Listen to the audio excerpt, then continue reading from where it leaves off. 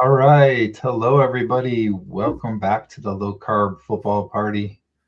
Greg, how are you doing today? Hey, I'm doing pretty good, Brian. How about yourself? I'm doing great. All Awesome. right.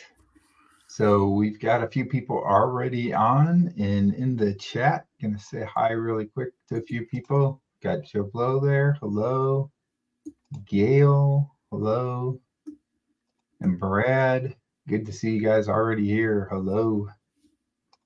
Um, Let me go into something real quick here. Hey, make sure you guys smash the like button. We love it when that happens. So it gets it out to the YouTube algorithm and more people get tuned in. So appreciate it. Yep. So we have a pretty good show, I think, here tonight. We've got the Cincinnati Bengals against the Baltimore Ravens for the NFL game. And our topic for tonight, I'm going to put on the screen real quick so everybody can see inspiring success stories. We're going to be talking about like overcoming obstacles and so forth, and just overcoming, pain back, issues you had back in the past and so forth, and all that kind of stuff. Can you It's going to be a good one. We got a couple good Yeah. guests on too. So Yeah, so we're gonna have a couple of guests coming on here a little bit later. They'll be sharing with their experiences and so forth. So pretty excited about that. Greg, so let's talk really quickly about the game. Let's get your take. The yeah, Bengals are pretty interesting. They were 1-3. They have now gone 3-1 in the last 4 games. So they're 500, 4-4, but they're on a roll. What do you think about this game tonight? it's going to be an interesting game. I really, honestly, I have not decided who I'm going to pick to win this game yet.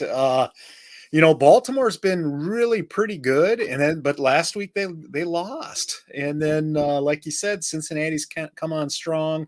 I see the game is in Baltimore, so it should be a very good game. One of the best Thursday night games we've seen all year would be my guess.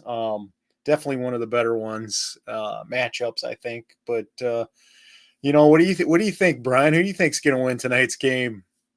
So one thing I've noticed about the Ravens is first of all, they do play better at home. They are at home, so that's good. But they seem to dominate NFC teams, and this is an AFC team. This is fellow AFC team. Mhm. So I'm thinking the Bengals are going to take it instead. Now, if it was an NFC team like the Lions or somebody like that, then I would say the Ravens are going to win this game. But I'm going with the whole AFC NFC jinx thing, and I'm going to say that they're going to lose to the Bengals tonight. Interesting. Yeah, I was kind of thinking about it here as you were talking, and I'm actually going to go against you this week, my friend. Usually we pick the same, but I'm going to take Baltimore this week, 24-17 over the Bengals. We'll see what happens, but I think it'll be a very good game. It'll be close. Should be a lot of fun. I think I got to give the advantage to the home team on this one, but you never know. I mean, maybe the Baltimore got exposed last week. Sometimes defenses do that, and then all of a sudden they struggle the next week because teams figured out how to play them. So we'll see what Mm. happens. You never know. Cincinnati might win the game, but I'm gonna pick the Ravens to win because they've been pretty good, solid this year. So All right. So Brad is hoping the Bengals win, by the way. Let me go back yeah, into a couple of comments here. I was gonna say if you guys are into football and want to pick a team, go ahead and put it in the comments too, kind of like Brad did there. We always like to see what everybody else thinks. All right, so Joe says he wish he could overcome how cold I am fasting in the winter. And Gail said her TMD is healed. That was a huge and Nice. unexpected win for me. So congratulations, Gail. Oh, here we go. Brad is buying the sardines on Sunday. Make sure I you get forgot about the, that. get the Sorry. boneless and the skinless.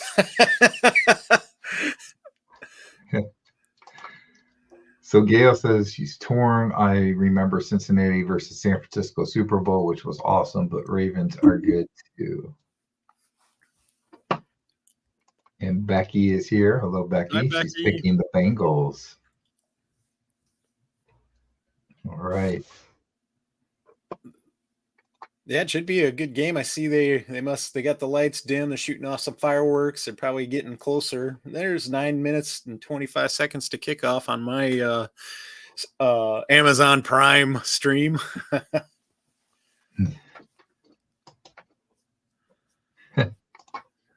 Gail says she has to pick Baltimore since I'm already on your list for Becky. All right. So we're basically 1 week exactly from Thanksgiving. So I have a couple of questions, Thanksgiving related questions that we're going to ask in the chat, or ask, and you guys can reply in the chat here today. So we're going to start with the first question. Let me go to that. Here it goes. When was the first Thanksgiving football game? So go ahead and respond in the chat if you think you know. And Greg, I know we already talked about this yesterday, so some people may have heard us talking about this yesterday. Yep, it's possible. Let's see. There's one guess. Let's see some more guesses. I think way back in the day, the leagues were a little bit different. So NFL, I don't think when was the NFL created? Like in the late 60s. Before that, there was, a couple other conferences, AFL. Well, I think wasn't American the Football League? Yeah. So it was American Football League and the National Football League, right? So the NFL was there. It's just that they merged with the AFL. Yeah. So they were there before the 60s. I think they started in don't quote me, but I think it was like the 30s or the 20s or something like that. There was a lot of football played before the NFL even came in existence. So that's a little hint for you. There you go. There you go. Somebody's Googling it probably. No. All right. So let's look at some of the answers. I think we've only seen a couple, but that's okay. Well, let's put them in here and see. So Becky thinks it was 1895. Pretty good guess. Yeah, that's a good guess. Brad says 1876. That's another good guess. Gail says, I don't remember football on Thanksgiving before I was about 10. Yeah, it definitely happened, though, before you were born. I can tell you that much. All right, let's go to the answer. If I could only find it. Here we go. It was 1876. Brad heard it yesterday, I think. So congratulations, Brad. Yale, it was a college football game. Yale defeated Princeton 2-0. So I don't know how the scoring went back. I'm assuming that was a safety.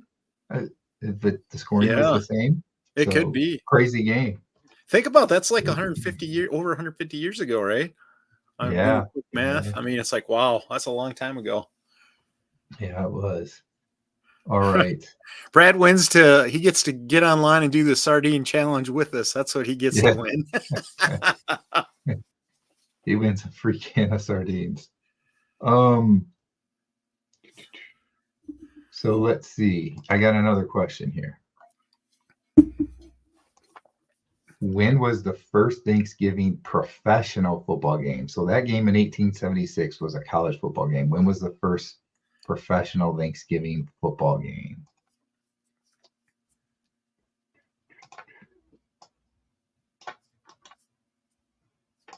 Go ahead and put that in the comments. Put your answer in the comments. Whatever. I think I kind of nailed that one yesterday, pretty much. Yeah, I think you did get it, didn't you?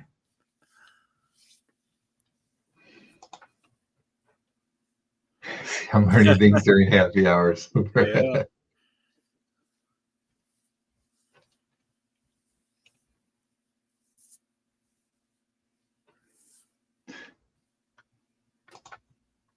It was during the winter of 05. Did I say that right? 05? When there was a massive turkey shortage. What's 05? Is that 1905?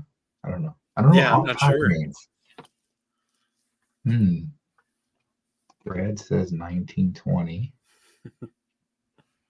Any other guesses out there before we reveal the answer?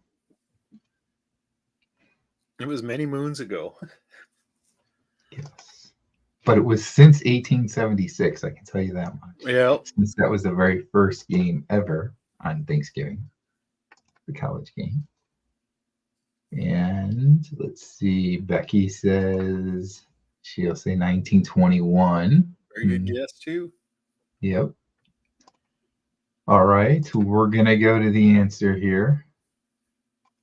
It was 1920. So Brad actually does listen to us during our happy hour show. And so I mentioned yesterday it was 1920 and it was like Canton against Akron. There were actually 5 games that day. It was the first time on Thanksgiving. There were 5 of them. Canton and Akron was one of them, but there were 4 other games. Once I looked it up further, I found I think the Canton Akron game was actually the first game, but they were played in the same day still too. So you know what I'd like to know, Brian? I'd like to know how much they paid to get into those games to watch them. I bet you they didn't pay anything. Nickel, maybe free. I bet you it was free. It could be. Maybe they had to pay by bringing a turkey. I don't know, but yeah, who knows? Who knows? All right. So, let's go back to our topic really quick. Inspiring success stories. Brian, you got a few of those. You got a few of those. You should start off. You've had a lot of good things going on lately. Yeah. So the game hasn't, I don't think the game has kicked off yet. So we're going to start with this. Hi, Eric. Eric's late this time. Oh, Eric is late. Oh, no. All right. So go back to this. Today's topic, inspiring success stories. All right. So I'll start. So I think probably by now if you've been paying attention to me, I've been talking a lot about it. I got a good report at my cardiologist, and my AFib basically has been in remission for about 14 months now. I've talked about this a lot before. I was having about 2 to 3 episodes a week, and then I started Carnivore, and pretty quickly I noticed that the episodes went away. And like I said, haven't had an episode in over 14 months. Did I say weeks before months? I meant months. If I said weeks, I don't know. But anyway, so that's been going good. Went to the cardiologist and he took me off of the medications that I was on. So that was great for me. That kind of also coincided with getting my story featured in Newsweek. And I think that came out last Saturday, right? Yeah, so they came out last Saturday. So if you haven't seen it, I'll put a link in here for you. You can read that story. It's in. Let me see, where am I? Okay, I'm gonna hide that, and then we're gonna. Where did it go? There it is. So I made a smaller link to it so you didn't have to go through like 50,000 characters to get to the link. But so that's basically the link to the Newsweek article. And it basically just goes over my story over the last, 14, 15 months here or whatever, of how I've healed different things, arthritis and joint pain and all that kind of stuff. And then the AFib and that, and how I've done it on a carnivore diet. So that was pretty cool. That's really awesome. That's cool. Yeah. So, that was featured. And then this is just mind-blowing to me. Today, big news. So I guess this video actually posted yesterday, but I found it today from somebody mentioning to me that it happened. Dr. Sean Baker had a video that he did, and towards the end of the video he had a little blurb up there about my Newsweek article and talked about it, and also had a link to my YouTube channel on it. So that was really cool. So I think I'm gonna see if I can make this work. I'm going to see if I can actually Yeah, you get could this play to it. work Yeah. and play it. Mm-hmm. So let me see. I have to present this.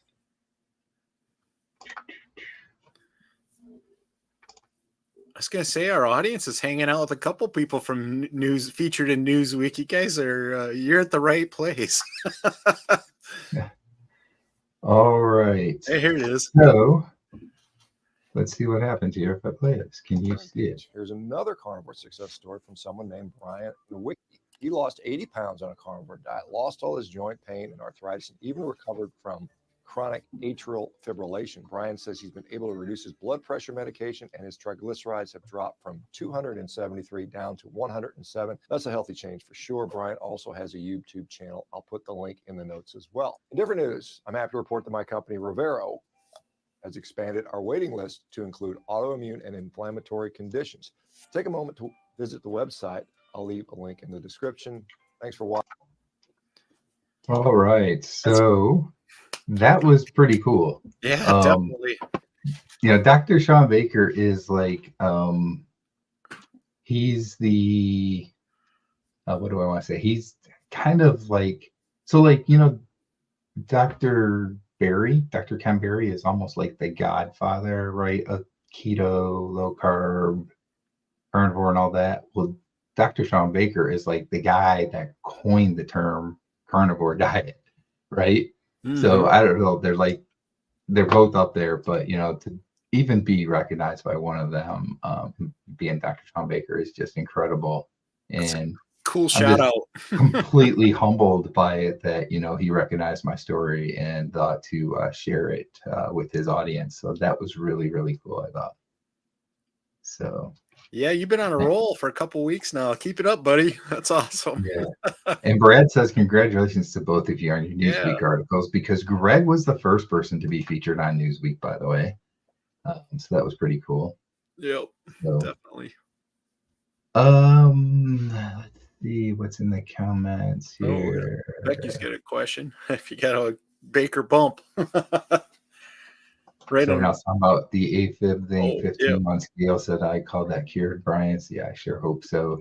It's been great. 14 months, I think, or a little over 14 months without an AFib episode. So he says, very cool, Brian. Did you get a Baker bump? So this is the interesting thing. It's hard to say because my channel's been doing so well since the Newsweek story came out. It's hard to say if it's continuing from that or if that slowed down and then it's bumped up now from Dr. Sean Baker's video or what. There's been a lot more traffic on my channel here for really like the last week. So it's been interesting. Which is great because I get the chance to share my story with more people. And I think that there's not a lot of people out there that talk about AFib and the carnivore diet and so forth. So for me, that's like a good one. That's a big one that, you know, it's a key thing for me to try and get out there awareness wise, where I don't think there's a lot of people doing it, but there's a lot of people that have AFib. In terms of the whole population, it's kind of smaller percentage, but there's a lot of people still that have AFib and a lot of people that don't realize that you can at least help it with diet. So I was going to say, not to interrupt, but I was just going to give a game update. Baltimore got the ball first, and they're already on the Bengals 20-yard line. 12-14 left to go in the first quarter. And it was 2nd and 3, and they just got stopped. So it's going to be 3rd down and 3. So Baltimore's on the move. Okay. So Gail says props on Dr. Baker. Very cool. Yeah, I could not believe that. That was awesome. So you would have, thank goodness for some other friends in the community that saw it and showed it to you, because I would have missed it too. So I'm glad that. Yeah, I mean, he puts out a lot of videos every day, and I try and watch some of them, but I never get to all of them. And I probably would not have even seen that one because it was just a quick 3-minute video. So I probably wouldn't have seen it if somebody else, I think it was Randy actually, ground beef guy. No, I'm sorry. It was Overcoming Carbs. I'm sorry. Yes. Yeah. Yeah, so it was Ron from Yeah. Overcoming Carbs that had pointed that one out. So that was great. And thanks, Ron, for pointing that out to me. All right, so Greg, let's talk about some of your overcoming success. You had put out a video just this past week where you were talking about how how dire your situation was before going to low carb, and how much it's improved. So why don't you talk a little bit about that?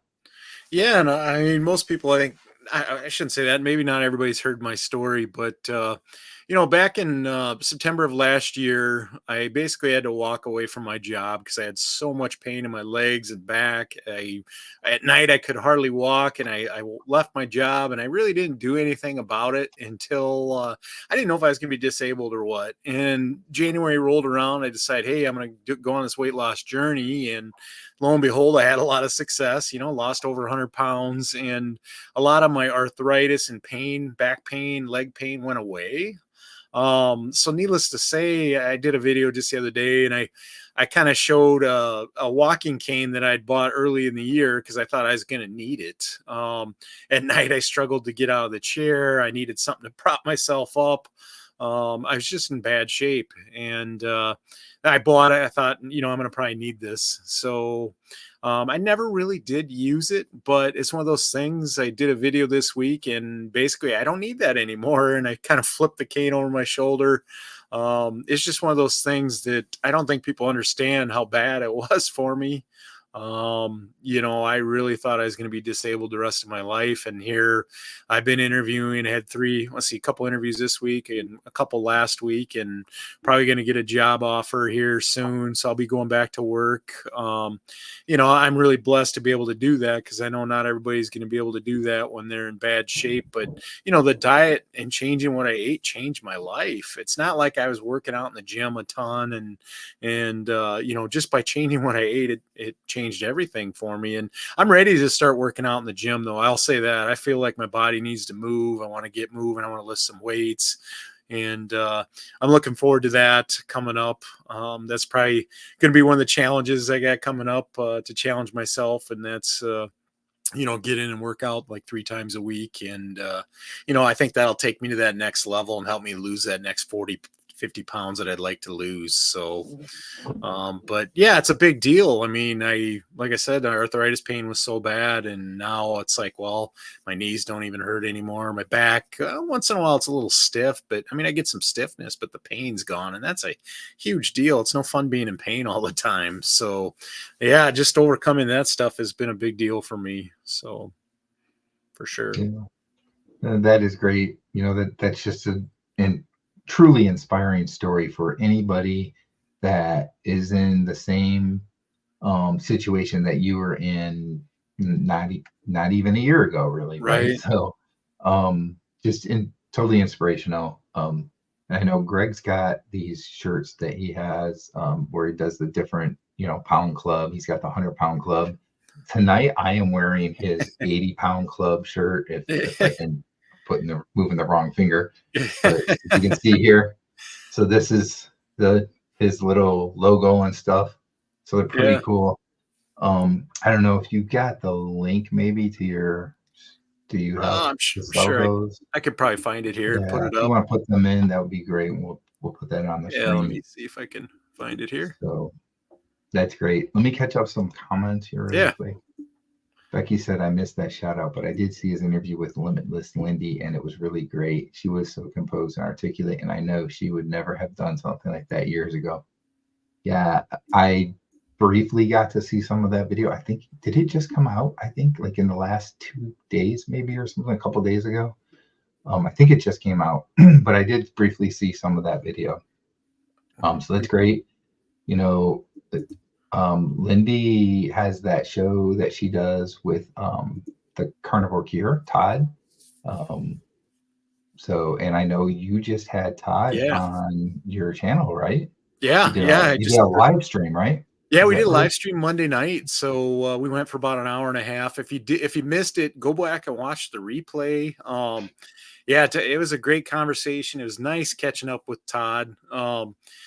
I gave him actually his first interview on YouTube, so it's just kind of nice to touch base and catch up. And I know he's been really busy, and we did have a scoring update, by the way. The Ravens did score a touchdown and kick the extra point, so it is 7-0. So, but yeah, getting back to Todd a little bit. Yeah, he, he's been really busy. He was on Sean Baker's podcast. And I know Kerry had a live with him, and his channel's kind of taken off too. And like you said, he's doing that show with Lindy. And also I know Michael, who comes in a lot of times he's watching our show. I haven't seen him in the comments yet tonight, but I know he's been making appearances on there too. And yeah, they're it's give out a lot of great information, and you're really helping people. And I love to see that. So pretty excited for what Todd's got going on and his show. And he's going to be doing some interviews after the first of the year too. So Cool. yeah, it's just good catching up with him. I mean, he's come a long ways, and I'm really proud of him. He's just doing really well. So he's helping a lot of other people too. That's what's really cool. I mean, I don't know if a lot of people know that, but I know he kicked in a huge donation for the movie during that 24-hour live stream that they had going on. He gave a financial contribution to that. It was pretty nice. And I know he's contributing other ways to people as well. So awesome, dude. It was a pretty big contribution as well. Yeah, it was like a couple grand at least, or maybe 2,500, something like that. So yeah. Yep, definitely. All right, so we're gonna catch up on some comments again. Gail says, "No fun being in pain all the time. I relate." Yep. 10 years moderate to severe, 40 mild to moderate. Life is pain, highness. Anyone who says different is selling something. Becky says, I always tune into Todd and Lindy, and Michael's on there now too. They speak so well. It's a cool vibe. So yeah, I saw the last one when Michael was on there as well. So I guess all three of them are going to be doing it now. Going to be doing the show. That's pretty cool.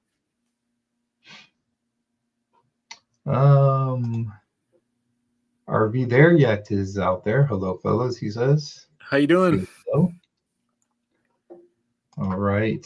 Let me go back here and see. Did I kind of touch the different things I wanted to? I'm just gonna check. Yeah. Gonna say the Bengals are moving the ball. They're on their own 32. Okay. 2nd and 3. So, and they got the first down. So should be a good football game. Definitely. Yeah. All right. And the way the Ravens went right down and scored, I'm starting to think maybe I was wrong. Maybe they heard me talking about how they can only beat NFC teams. I don't know. Hello, United Carnivore. How are you tonight? Yeah, here we go. Hello. Thanks for tuning in. Yep. So let's see, go back here. Today's topic again, inspiring success stories. We're going to talk about overcoming different hurdles, obstacles, and that, and so forth. So we have a couple guests that are going to be on a little bit later here, where we'll, talk about their experiences and so forth. Those of you that are watching, if you feel like sharing any of your experiences in the chat, go ahead and we can talk about those as well. Let's see. I'm just trying to think here.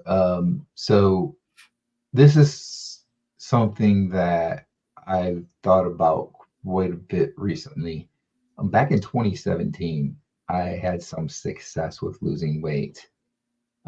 Actually lost quite a bit of weight. I think I lost probably more than what I've lost so far this time, but it was rather short term for me. It was all like within probably 8 months or so. And for me, it was interesting because it did limit carbs somewhat. So it was kind of low carb, but also was eating lean meats. So I wasn't getting the fat. So I was staying pretty hungry. And it also had to do with counting calories and so forth. So I probably wasn't eating enough food. And I could not sustain that diet. So what I've been thinking about a lot lately is, and to go on further back to that then, so I quickly started gaining the weight back. And when I started gaining the weight back, that's when I got AFib, interesting enough. So, something I think about a lot lately is I'm now just about almost a month or almost a year and a half. So yeah, it'll be like a year and a half in like another month or two. And I don't feel at all like how I was with it. Probably after about 4 or 5 months or so on that other diet in 2017, I was starting to struggle. Just because it was so hard that I felt like I was hungry all the time. Yeah. I don't have that with this, and I really truly feel that this is sustainable. So that's something I've been thinking about a lot lately, and for me, that's another success is that this isn't like in the past when I've had things that I've tried to lose weight and I'll lose a little bit of weight and then I gain it back. This actually is sustainable.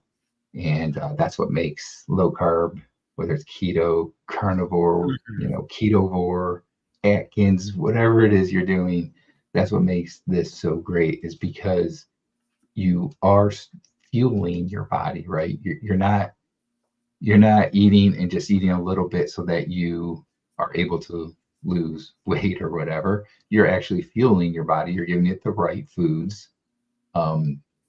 So your metabolism shoots up, your energy levels shoot up. You feel like doing things. You feel like working out and so forth. And you're not getting hungry really. When you get hungry, you eat again. That's maybe once or twice a day for most people. Some people 3 times, but for the most part, once or twice a day. And it's just sustainable. And that to me is great and just one of the huge successes of eating this way. So what do you think, Greg, about that? I agree with you. Just, I want to say the last couple months here, I noticed that, I haven't been perfect on what I've been eating, I'll be honest. But the good news is I haven't been gaining weight. And that tells me that it's sustainable. Even if I add a few things back in, I should be able to keep the weight off. So I'm really excited about that. I mean, that's the good news. Bad news is obviously I haven't been losing weight like I wanted to. We'll find out this month with our No Way November challenge. Once we weigh back in on December 1st, it looks like we got a little scoring update. The Bengals just kicked a field goal, so it is 7-3. So just wanted to get that in there. But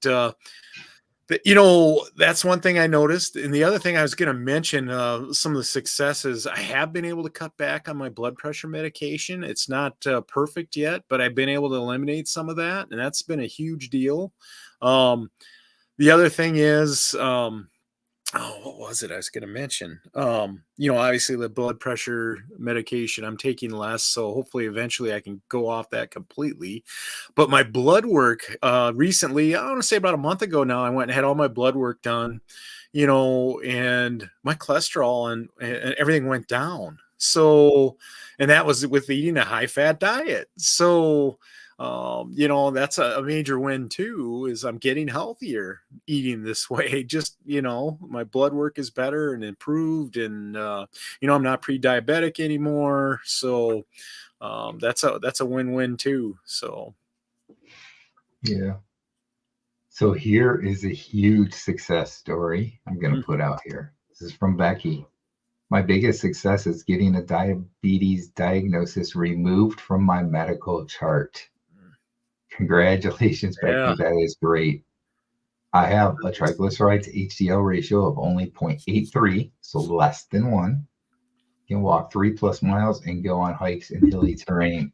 So I'm going to clap to congratulate Becky for all that. That is great. Getting rid of diabetes and actually having it removed from your medical chart is just absolutely huge. Congratulations there. That's awesome. Gail also says that is wonderful.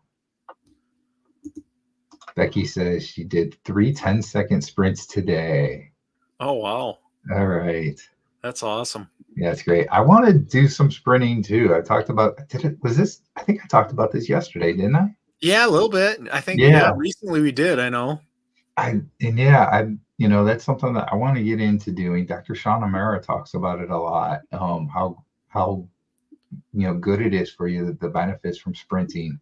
So that's something I want to start doing. I'm probably not going to start it until the spring when it gets warmer again, but That's something definitely I want to start doing. I kind of shied away from really doing that kind of a thing because of the issues I had in the past, the arthritis, the joint pain and stuff. And, my feet, I would swell up just from walking, a little bit more than normal. So I've kind of shied away from that in the past, but I think I feel so much better, so much younger than I had that I think I'm ready to start doing that. So I'm glad Becky's already doing that. That's great.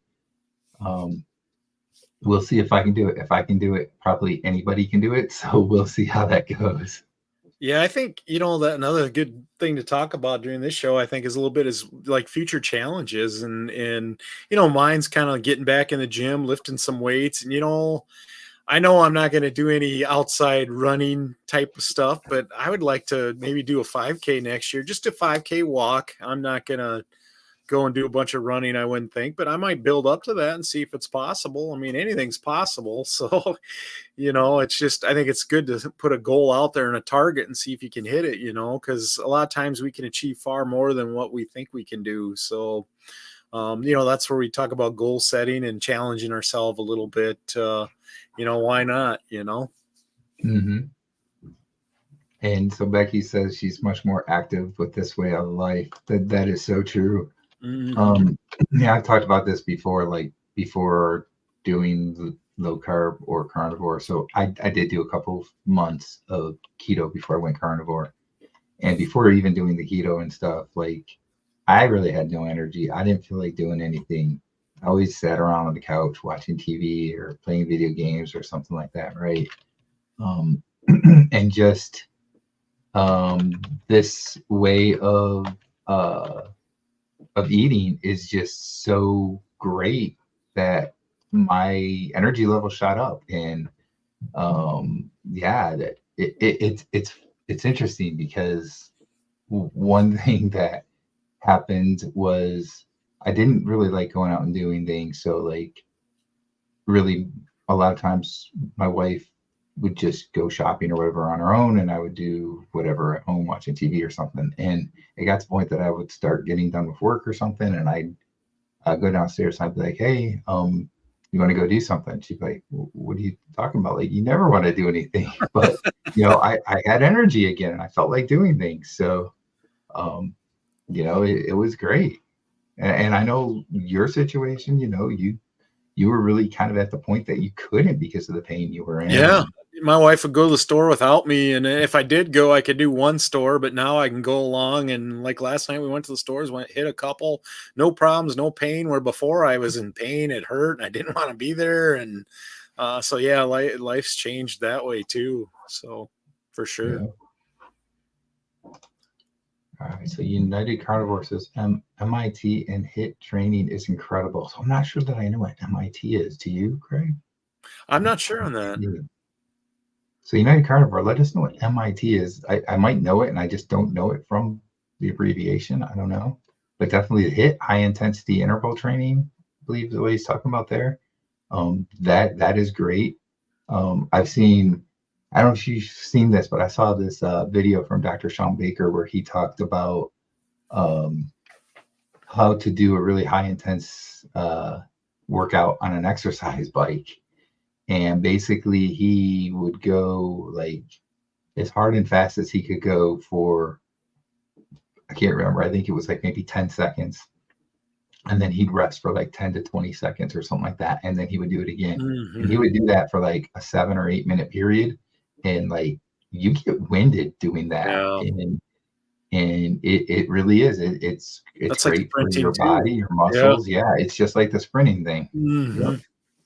So I'm falling behind in comments. So let's see where we're at here. That Bob Dylan song runs through my head. I was so much older then. I'm younger than that now. Okay.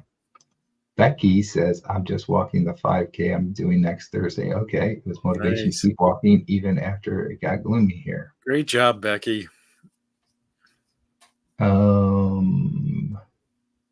here we go. Moderate training. Yeah. Okay. And then we have a question here. What area are you guys at? So Greg, why don't you start? I'm in northern Iowa. It's a town called Mason City. So north central United States. All right. And I'm on the East Coast in Virginia, kind of in the Northern Virginia area, about an hour south of DC, really close to a town called Fredericksburg, Virginia, just outside of that in Stafford. So kind of in the middle between DC and Richmond, really. So it's interesting here. It's very trafficy, a lot of traffic, and I can go just like a mile or two away to the, I guess that would be to the east side, and it's just all kinds of traffic and stores and all that kind of stuff. And go just like a mile the other way, and it's all farms. So it's kind of interesting where I'm at. Sounds like it. Yeah. Simpson is here. She says hi, Greg and Brian. Hello, how are you?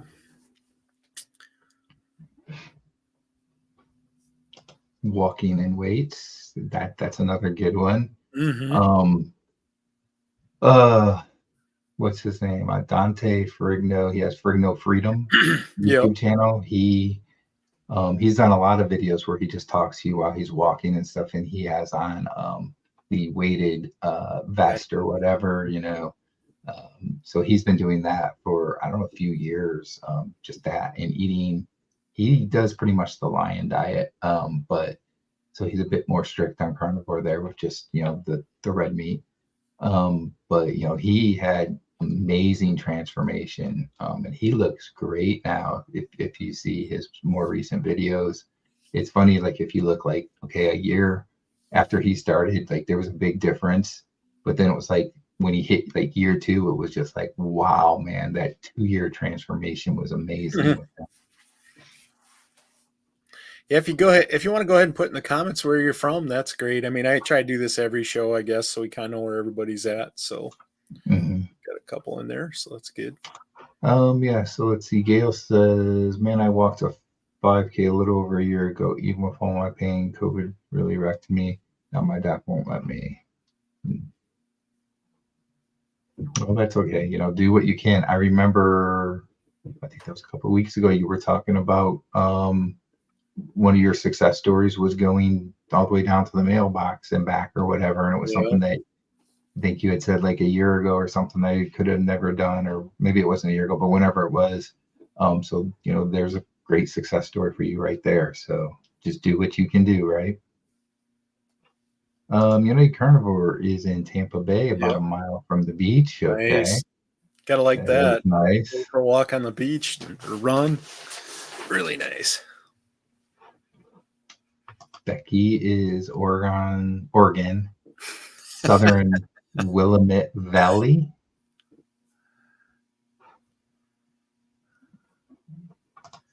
Dr. Kiltz is a rock star. I like his vibe. He's a good guy. Yep. I tried his carnivore ice cream recipe. It was good. I'll say it was good. For me, it's probably something I'll just have every once in a while, because I'm not big into eating ice cream, I guess, and stuff. And I don't want to mess myself up too much with, things work pretty well with what I do. But it is something that I'll have every once in a while. So I did have it at least once a year. I can't remember if I made it. I think I might have made it a second time too. So but yeah, he's got on his website a few different options you can do for the recipe. You can make it really, really strict, where it basically just has heavy cream and one other ingredient, which I can't remember right now. Is it salt, I guess, maybe, or something like that.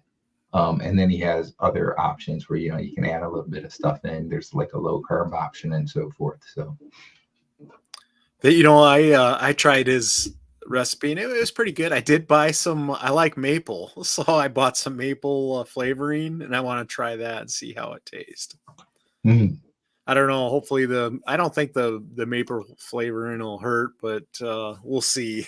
I'll try it anyways to see if it tastes a little bit better that way. Yeah. Okay. Ground beef guy is here. He's in Florence, South Carolina. How you doing, Randy? Randy. And Simpson says Northwest Iowa, corner of South Dakota, Nebraska, and of course Iowa. Yep. Tri-state area. And Gail is in Northern California. All right.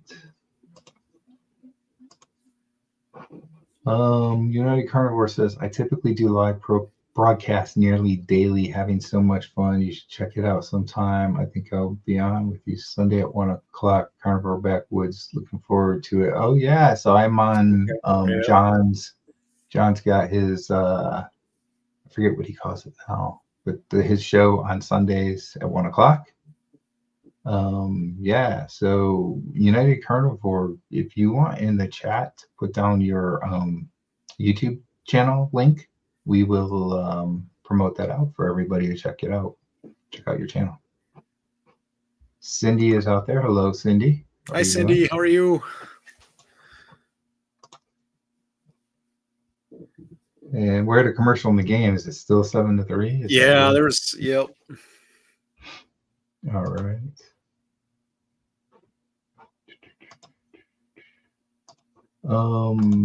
Becky says I have to listen to Carnivore Backwoods Sunday lives on replay, but I'll check it out for sure. Christy Smith and Brian Smith. Hello in Massachusetts. Hello. How's it going tonight? Thanks for joining us. And Cindy is in Kentucky.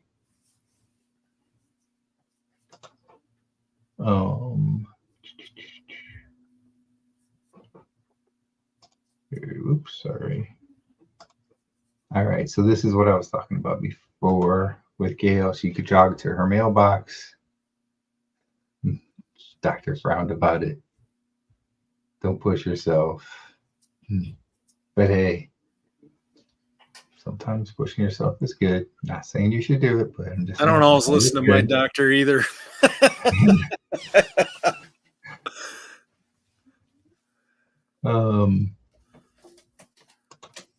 Becky subscribed. I think she's talking to United Carnivore. Mm-hmm. So thanks, Becky, for doing that.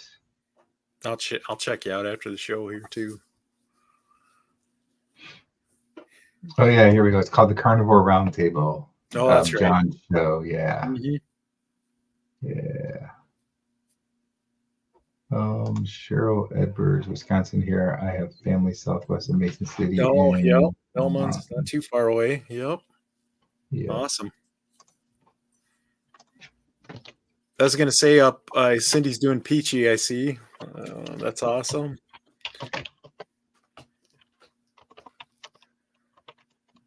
All right. Welcome everyone. Make sure you smash that like button. It helps us get the video out to more people. So it's United Carnivore is his YouTube channel name. So go check out. I would imagine that'd be at United Carnivore. Gail talking about her doctor again. I told her my muscles felt normal. Becky's next comment's funny. She's getting around or at the table. Oh, the Carnivore Roundtable show. Yeah. All right. We'll be having our first guest join us here pretty soon too. So yep. So let me switch out what I have here. So I'm gonna hide that. All right. Cindy's got a success story there at the bottom. Oh, there we go. Let me put this in before we bring in our guests. Got to 500 subs and lost two. Cindy, why don't you put your link up there so then a couple people could go in and get you back up there. Cindy's got a great show with Sana on Friday night. I know both myself and Brian have been on her channel for their show, and it's pretty awesome. It's a good time, and a lot of people show up, and yeah, make sure you check that out. I think, correct me if I'm wrong, but Cindy, is that show, I want to say, is it 5:30 Central Standard Time or 6:30 Eastern Standard Time, I believe? Yeah, I'm trying to remember. On Friday nights? I think it's 5:30, but we'll see. Yeah, I think so. Be responding. Yep. All right, so we have our first guest. I'm going to go ahead and bring in. Oh, really quick before we bring in the guest, just so you can see it. Here's her channel at Cindy Demanch 3839. All right, so we have our first guest. I'm going to go ahead and bring in. If I can, here we go. All right, so here we go. It is Ground Beef Hey, Guy, Randy. Hello. Hey guys, how y'all doing tonight? good. How you Doing doing, great. Randy? All right, feeling pretty good. Just got done with a little bit of supper, and I'm excited to be here with you guys. Looking good, buddy. Feeling good. So, Randy, Good deal. I know that you have a good success story, but before we go into your most recent success, let's give a little background for people that don't know you, just a little bit about your journey, and then talk a little bit about your YouTube channel and so forth. Yeah, just like a lot of people, tried everything and found my way to Carnivore, and I really got serious in June. So I'm like 166 days in now, so feeling good. Hey, Cindy. It just still learning every day. It's still a learning process, but I know that I've never felt better doing this. It's great. And if there's people out there lurking or trying to think about whether to give it a shot, I'd say come on in here and give it 30 days and see how you feel. But yeah, I'm kind of I've worked my way up to, back in June, I probably couldn't walk a quarter of a mile, but, we did a 5K. I was kind of been watching the show a little bit. Sorry, excuse me. Getting all choked up here. But I was watching the show earlier, and a lot of people talking about 5Ks and about walking. It was a lot of fun. The one we just did. And I know I think you said Johnny's going to be coming on here in a little bit, maybe too. Talk about that we met up and all. So it's a little addictive though. I'm kind of looking for another one now, So I'm actually for Thanksgiving. My mom was always a big Thanksgiving. She always did everything, had the family. She was kind of the rock star of Thanksgiving. But she lost both my parents at the age of 62, both to cancer, 9 years apart. My dad was 9 years older than my mom. But so what we do now, I think we didn't get to take a family vacation. Me and my wife, I got 2 daughters. And so we do kind of this year and last year, we did family Thanksgiving on the week of Thanksgiving. We did a family vacation. So we're going to go down to the Keys. Never been. I'm actually from Florida originally, but never went to the Keys. But we've got a place down there in the middle of the Keys for next week. So we're going to spend some time. And I was looking to see if there was a turkey trot or some kind of 5K, and there is actually one going on. I'm contemplating it. So if I remember correctly, I'll probably get this wrong, so you can correct me. But this 5K you just did, this was a new personal best. Now, was it a personal best from previous 5K or just from your practice runs, or what exactly was that? Yeah, I don't. To be honest, when I first saw it, and the friend of mine that does it, him and his wife and family, they're gung ho, and they do marathons and half marathons, all kind of stuff like that, 10Ks. So I was like, if they'll let you walk, I might could try a 5K. And then I saw that, man, that's 3.2 miles. 5K is 3.2 miles. I said, well, typically I've never really been one to when I did a couple of the Carnivore Quest guys had that walking challenge in July. So I jumped on that. but there was not a set that had to be a certain amount of walking to do. So I just, I had in my mind, I want to try to get to 30 minutes, work up to at least get to 30 minutes. And that's what I did. And I'm trying to do 45 now. I'm getting up every morning doing 45 minutes. But when I found out it was 3.2, I said, well, let me get out here and walk 3.2 miles and just see. Well, let me see if I can do it to start with. So I was able to do it. So the time that I did it, as fast as I thought I could do it. And so, yeah, I bested the I've only, that I know of intentionally, I've only walked one practice 5K, which I timed it, but I was, I think, 6 minutes better when we actually went to the actual event.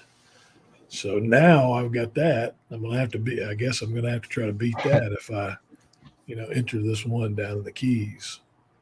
Yeah. Always try and outdo the last time, right? Yeah. I'm That's not awesome. not up to running yet though. I'm nervous that I'm going to fall, Yeah. just lose my balance.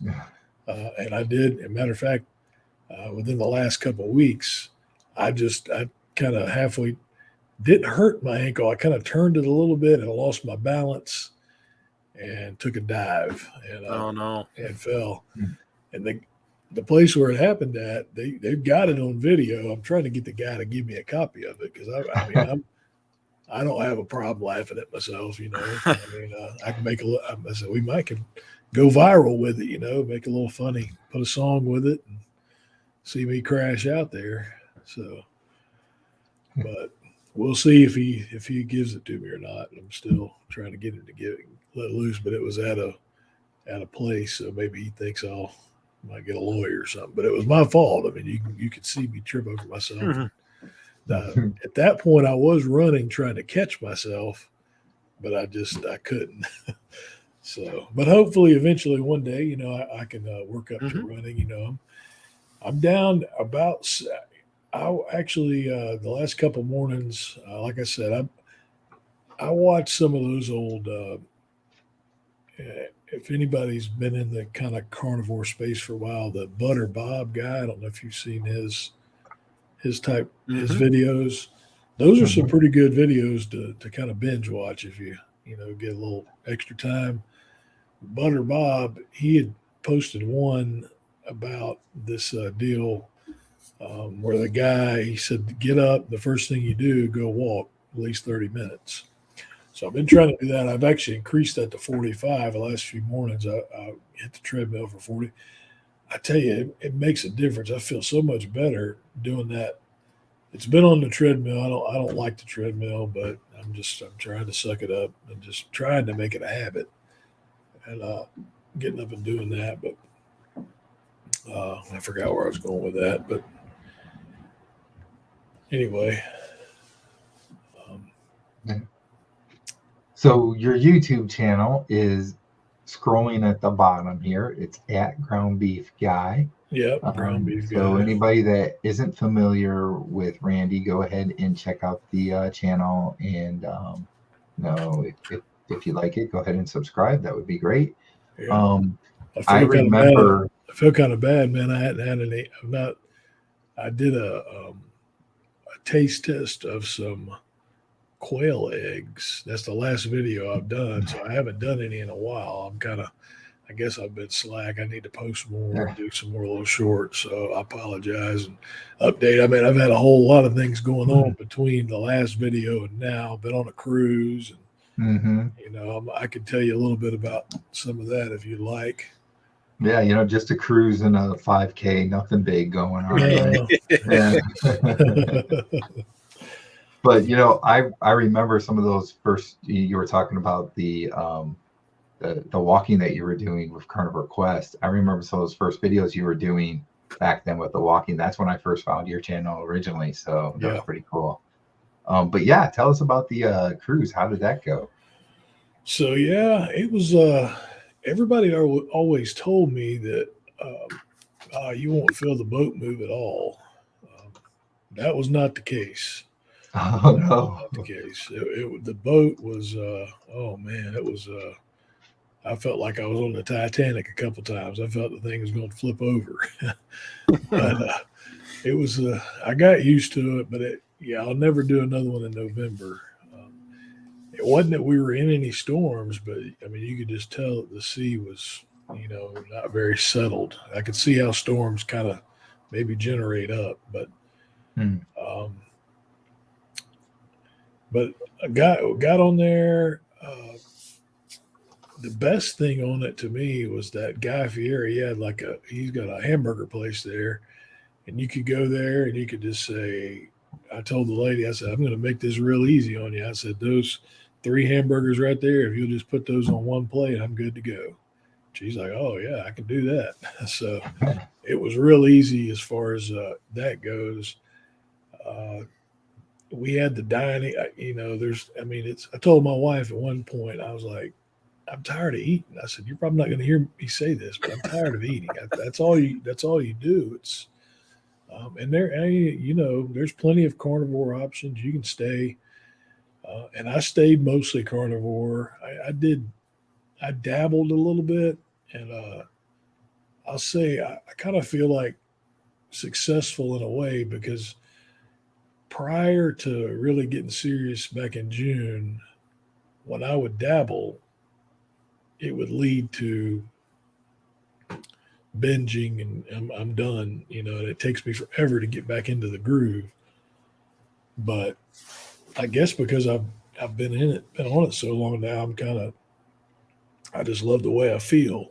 And but I knew what I was going to say about the back on the treadmill.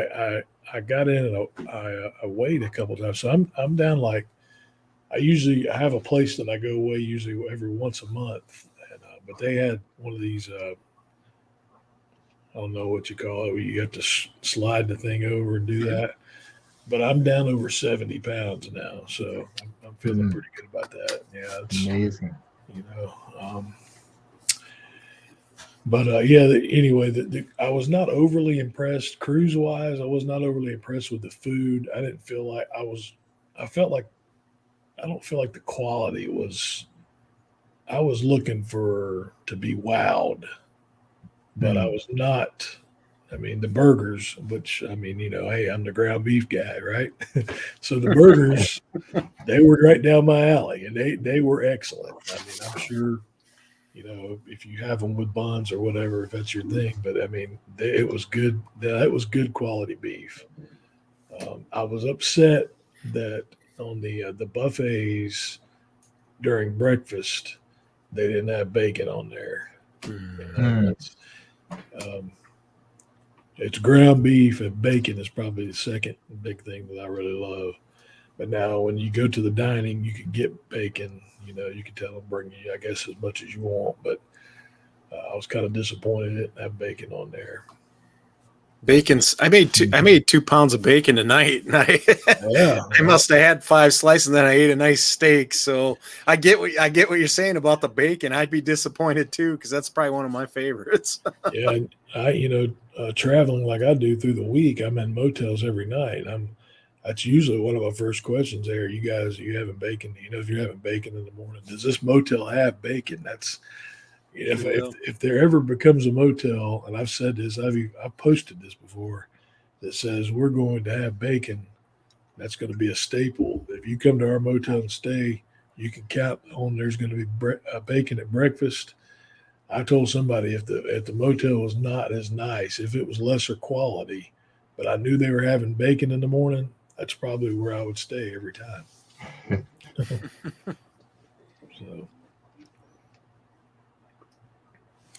So Becky asks, no bacon, what cruise line?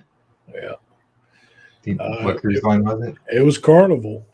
Like I said, they had bacon in the dining area that you had to have that assigned dining that you could go to. But on the buffet, there was no bacon at all. They had sausage, and a couple of other options, but I think maybe some ham. It wasn't Canadian bacon; it was ham. But yeah, no real good old pork all American bacon. Yeah. Hey, I'm going to squeak in a quick game update. Just so you guys know, the Bengals did try to kick a field goal and they missed it. And there's been a couple punts back and forth, and the score is the same, 7-3. So I'm glad that I took Joe Burrow out of my fantasy quarterback. I've got him. I think I put in. I don't even know who the other quarterback is I got, but I'm on a little. It's called the little football league. It's called the Church League. It's not a. There's never been any. We don't, no gambling or anything, but we just do it for fun, which I enjoy it. Yeah, a little fantasy football league. Yeah, I don't even want to go into my fantasy team because I need to fire my entire fantasy team at this point. They're horrible. Yeah. I think, if I'm not mistaken, I think I might have played in the championship game or the semifinal, something like that last year. And there's no way this year. I'm like 3-7 or something like that, or 3-6, whatever the heck it is. I don't know. It's not going well. I can tell you that much. So we've been doing it. Year for me. We've been doing it for about eight or 10 years now, and I've won it one time. And the one time I won it, I left my at the beginning of the season. I did auto draft. I didn't pick one player, so I try to do that now. I just let it auto draft. Yeah. So. Yeah, the fantasy league that I'm doing, it's like a family thing. So it's mostly the family, maybe a couple of our kids' friends and that kind of thing. And my one daughter does that. She just auto drafts, and usually every year she's up near the top. They're auto drafting. The rest of us are like drafting and really thinking this over for like a couple of days beforehand, and we lose to her in the game. So dug through all the stats. Yeah, this is who I need to get. Yeah. Becky says Joe is disappointing me, and I don't even have a fantasy team. Yeah, Becky, I was kind of after his run there with LSU and Coach Ogeron, I was kind of expecting Joe Burrow to be the next Tom Brady kind of guy, and he might get there. He's still young, but he's been a little disappointing. Yep. All right. If anybody has any questions for Randy, go ahead and drop them in the chat, and we'll get those questions to Randy to answer them here live. In the meantime, Randy, so we talked a little bit about your cruise. We talked about the 5K that you just did. We talked about how you're looking at potentially doing more 5Ks. And you're the ground beef guy, so we know you eat a lot of ground beef. So let's go through. So lots of success stories for you. 70 pounds here in like 5 months, 6 months, something like that. So great weight loss. What does a typical day of eating look like for you? I know you said ground beef and bacon, but is it just that, or is there more to it, or what? Yeah, like today, they did at the place where I stayed at they had some bacon, and I typically eat boiled eggs. I've got a boiled egg little mini cooker type thing that you can get at Walmart for $8, and you take a little cup. It's got a little needle in it. You stick a hole in it, and then you put it in there and boil them. To me, they're great because I like to have I like mine to be hot boiled eggs if I can get them that way, because I put butter on mine with salt. So sliced eggs and I have butter and salt. But a lot of times, like today, I didn't have any eggs, and all they had was the omelet, the pre-made cheddar cheese omelet. That this was at a Hampton Inn, a Hilton property. I usually don't eat it, but I did have a couple of those. I had a couple of those today, and then I typically do not eat lunch. Now I'm considering, and somebody in the comments or that's watching may be able to give me a little advice here, but I've been watching the Dr. Boz lady a little bit. She's talking about squeezing the window down that'll help increase the weight loss. So I'm really considering that. But I'll be honest, it's tough when I get up for to leave where I'm staying at. When I go to the elevator, I can smell the bacon if it's there. So it's going to be tough for me to walk by bacon in the morning time if they have it at a motel, especially because it's usually a big old plate of it. But I would like to get into a smaller window of eating though, because of what I've heard like Dr. Boz say and some of the others talk about the insulin. Maybe that will help with more weight loss. Make the weight loss speed up a little bit. But tonight, my where I'm at tonight, my brother lives here. He picked me up. We went to Outback, so I had their burger there is really good. Um, of course, without the bread. And so that's what I had at Outback tonight. Sometimes if I go to one of those places, I usually get a fillet and shrimp if I go there. The sirloin, those are kind of hit or miss sometimes because it seems like the last few times I said I'm gonna get the sirloin, and it came out. It was like shoe leather trying to chew Oh, it no. up. So That's not good. no, I've been trying to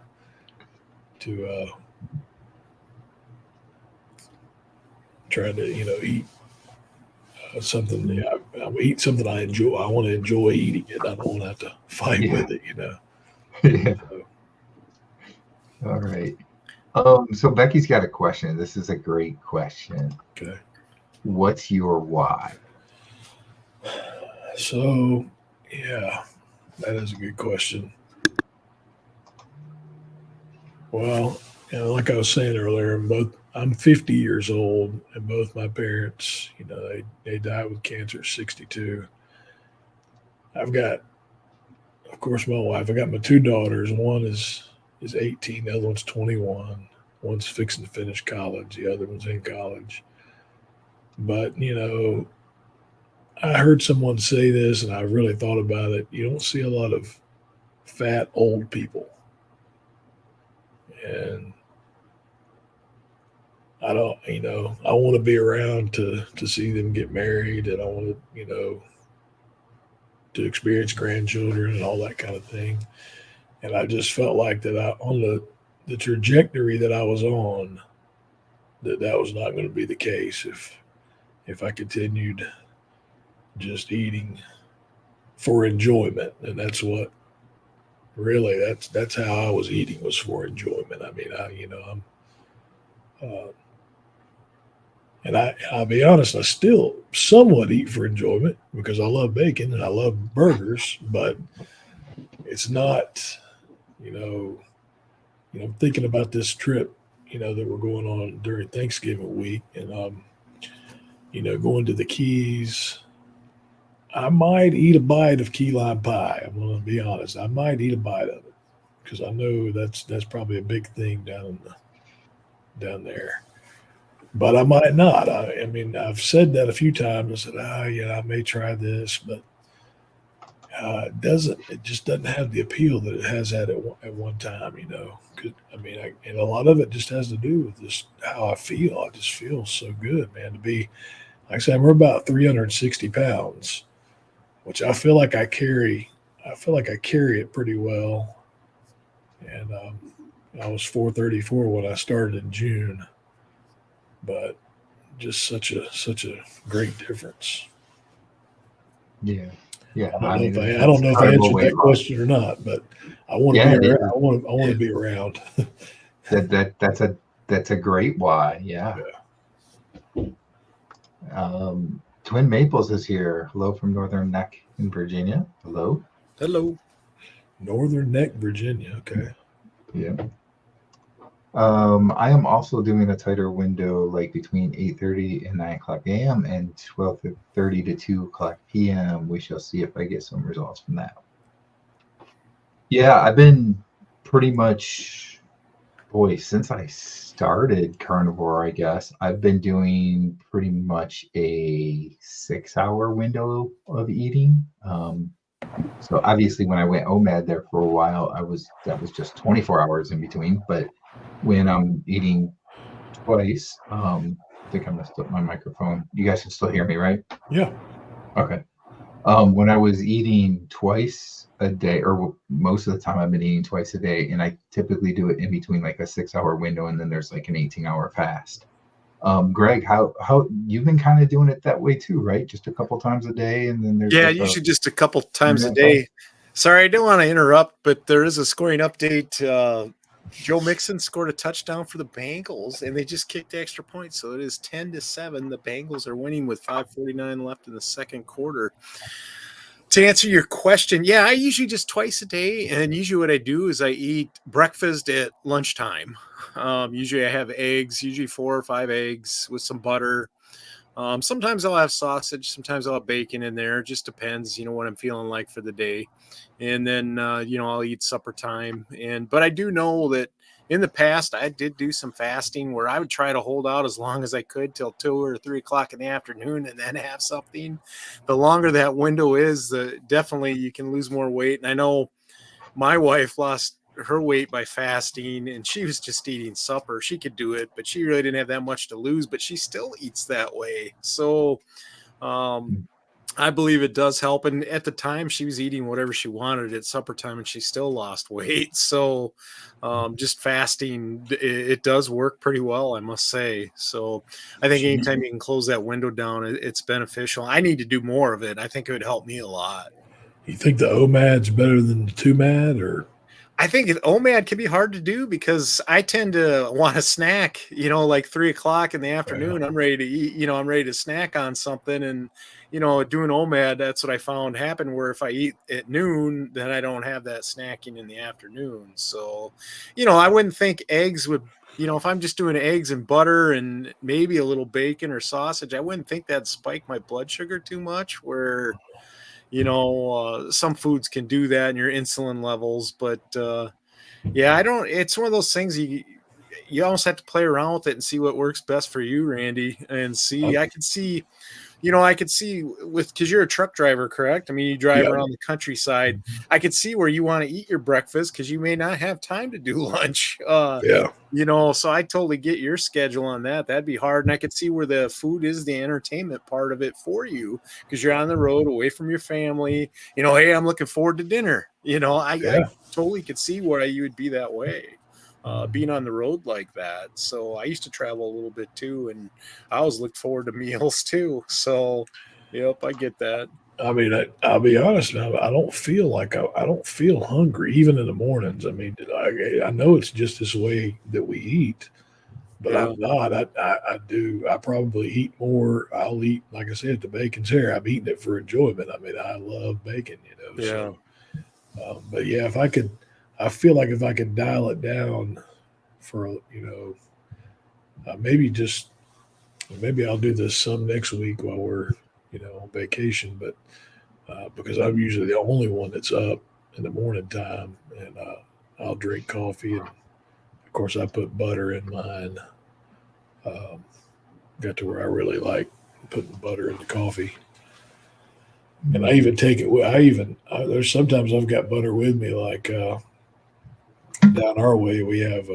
I'm sure there's probably not this in Iowa, but we have Waffle Houses, what they call Waffle Houses. Yep, I've heard of them. They're like 24/7 places, and but they don't. The only drawback is they don't use butter. They use margarine for their waffles. So I'll take that. I'll take butter with me, and I'll get them to scramble my eggs, and then I'll put butter on the eggs and the bacon. They do have grilled chicken too, or steaks as well. You can any of that a la carte, which is kind of nice. So. Yep. So I see Susan is here in the chat Hi, now. Susan. Hello, Susan. She says, "Hey, friends, I'm in the upstate of South Carolina." I've had quite a few people, I think, that mentioned they were in South Carolina.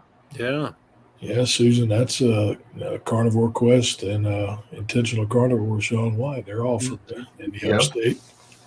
And I was through there a little bit earlier today. As a matter of fact, I stopped at Anderson. out of the norm, I had lunch with my daughter through there because my girls, the way they want dad to take them to usually it's supper time. Supper, if I'm somewhere, I usually stay the night where they're at, so we'll have dinner. But I had to come through the day and didn't get to stay in that area, so we had lunch. And I had something that this might be good for some folks to try. The place had it's like a Texas. It wasn't fajitas. It was called Texas nacho. I'm not sure exactly what it was, but what actually the ingredients were chicken, steak, and shrimp, and they had some queso. And typically they put it over rice. I just told them, don't put it over rice. Just give it to me like that. And I'm telling you, that was very tasty. It sounds like it. So yeah, I've eaten 3 times today. So hopefully that won't mess me up too bad.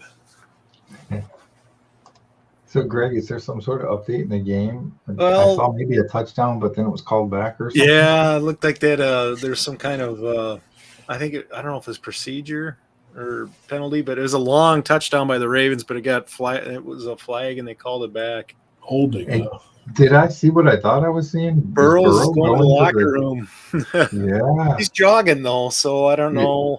Maybe a hand or something. Yeah, maybe he's got to go to the bathroom or something. Well, he's got like a trainer going with him, so unless they need to help. Never mind. Get back on track. Hey, look. So Susan is from an hour below Greenville, South Carolina. So my guess would maybe be Newberry or somewhere like that if she's about an hour below Greenville. Yeah. Oh, that didn't look good for Burrow. Didn't follow through on his throw, so I wonder if he hurt his elbow or something. When he was warming up on the sideline there? Yeah. He does look pretty. Is he going to try and throw again? I don't think it's. Oh, that was before. Okay.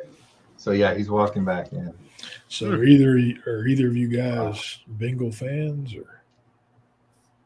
I'm not. No. I was going to say, Brian is tonight. Yeah. I'm a Detroit Lions fan, and see, I guess you could say I'm a Bengals fan tonight because the Ravens destroyed the Lions. Wow. You've had a tough life if you've been a Lions fan, man. Oh, yeah.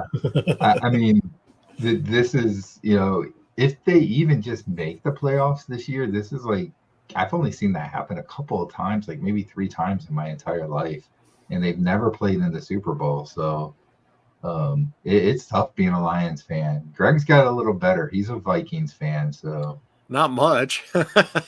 Hey, they won the division last year. Yeah. The Vikings they've won the Super Bowl, right?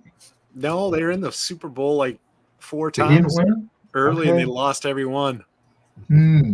So I knew they had been in it a few times. Okay, but hey, at least you've been there. Like Detroit's never even been there. Think about that. True. Barry Sanders, man. That's what I think about when I think of Detroit, right? Yeah. Yeah. It's too bad that they didn't want to build up the rest of the team around him when he was there, because they could have been so good. He was amazing. Like you thought you had him stopped for a 5-yard loss, and the next thing you know, he's gone 60 yards for a touchdown. Yeah. He was amazing. He's definitely one of the all-time greats. He retired early, but to me, he's probably the best. Obviously Walter Payton is pretty good too, and Emmitt Smith did pretty good too. And I'm a Dolphins fan, so we're looking pretty good this year. Not too bad. Yeah. I like the coach down there. I'm kind of impressed by the young guy that was the water boy or whatever with Denver or San Francisco or somebody back in the day. He's kind of I like to hear him interview him and hear his he's got to be the funniest coach out there. He's nonsensical kind of guy. Yeah. I saw this one interview with him, and I can't even remember, but they asked him something, and he's like going off talking about something like in his personal life or something, and they're all like laughing. And he's like, "Oh, you're talking about the game." Oh, Yeah. Oh, all right. So United Carnivore says, Mr. Randy, high five on your success. You can whether you do OMAD or 2MAD. If you could possibly walk for 10 to 15 after meals, your results will increase. I guess that means 10 to 15 minutes after eating, I guess. Okay. Yeah. I may incorporate that. I was feeling like my 30 to 45-minute walks when I first get up in the morning. It was helping a little bit. Yeah. So, but I'm sure it won't hurt for sure. Mm-hmm. Let's see. Susan said, well, first of all, I missed. Susan said Greenwood, by the way. It was Greenwood. Okay. Yeah. Okay. Greenwood. Absolutely. I got a nice big lake down there. I've been fishing there one time. And then she said, I really wanted to go to their meetup. So I think she's talking about Carnivore Quest, but I didn't have a vehicle then, but I have one now. So hopefully the next one they do, I think they were already talking about doing one again next year. So yeah, that was great, man. It's really neat to be able to meet this family of people in person. It was a little bit weird to start with, but it's like, well, that's Sean White, Carnivore Kit. They're real people. We're not just on these YouTube channels. right. So So Simpson says, I wonder if there's a dictionary on football less. I don't understand a word Brian is saying. Nobody else does either, so it's okay. Oh man. The Ravens just had a huge play, by the way. Oh yeah. Yeah, What Odell happened? Beckham Jr. there's a college game tonight too. I think BC and Pitt. I'm not sure what the score is on it. Yeah, I think there's usually a college game on Thursday night too. Yeah. All right. We got Carnivore Quest. She was saying, check it out. I plan on going next year. She says, good, Yeah. good. You have a good time. All right. So I think we're getting close for our next guest here. Randy, you're welcome to stay as long as you want. Yeah, You can stay as stay long as you on. want. Sure. Plus, when the next guest comes in, you guys both recently did the 5K together and stuff, so you get probably be talking about that. Yeah. I just want to make sure that they're ready to go here. I think they are. Yep. All right. So here we go.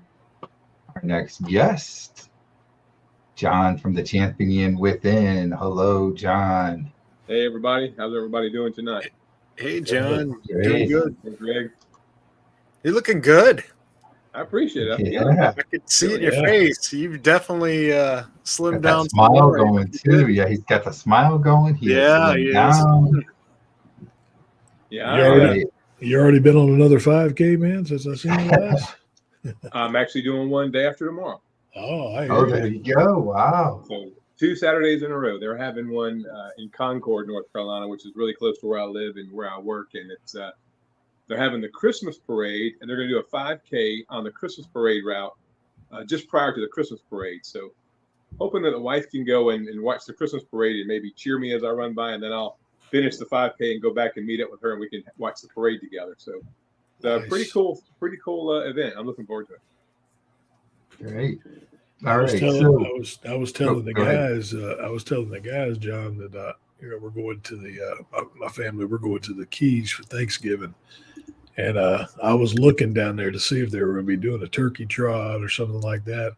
And there is a place down there that's doing a 5K on Thursday morning, so I'm entertaining it.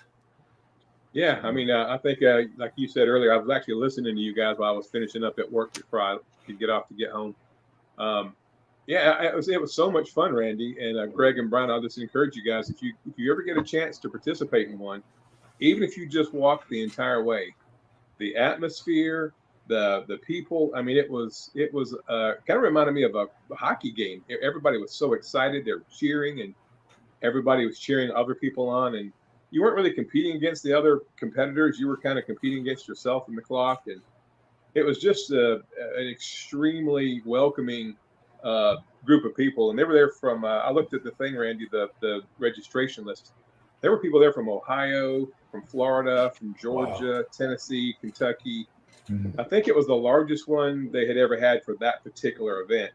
And I think Randy will attest to this, guys. It was a lot of fun. It was more fun than I thought it would be. And it was over. It was over. My time was 45:09, and it was actually over faster than I wanted it to be. I wanted it to last a little bit longer, but I was ready to be through running and walking. Trust me. But the event was so much fun that I was kind of sad to see it end. I love the part about where people were when you're walking. Well, I was walking. They would be coming back. They were going to the finish, and they were like, they look over and they'd be like, "Man, you got this. Hang in there." One lady said, "You already beat everybody that's on the couch, so keep on it. Keep on keeping on." Yeah, So they were really encouraging. That was fun. yeah.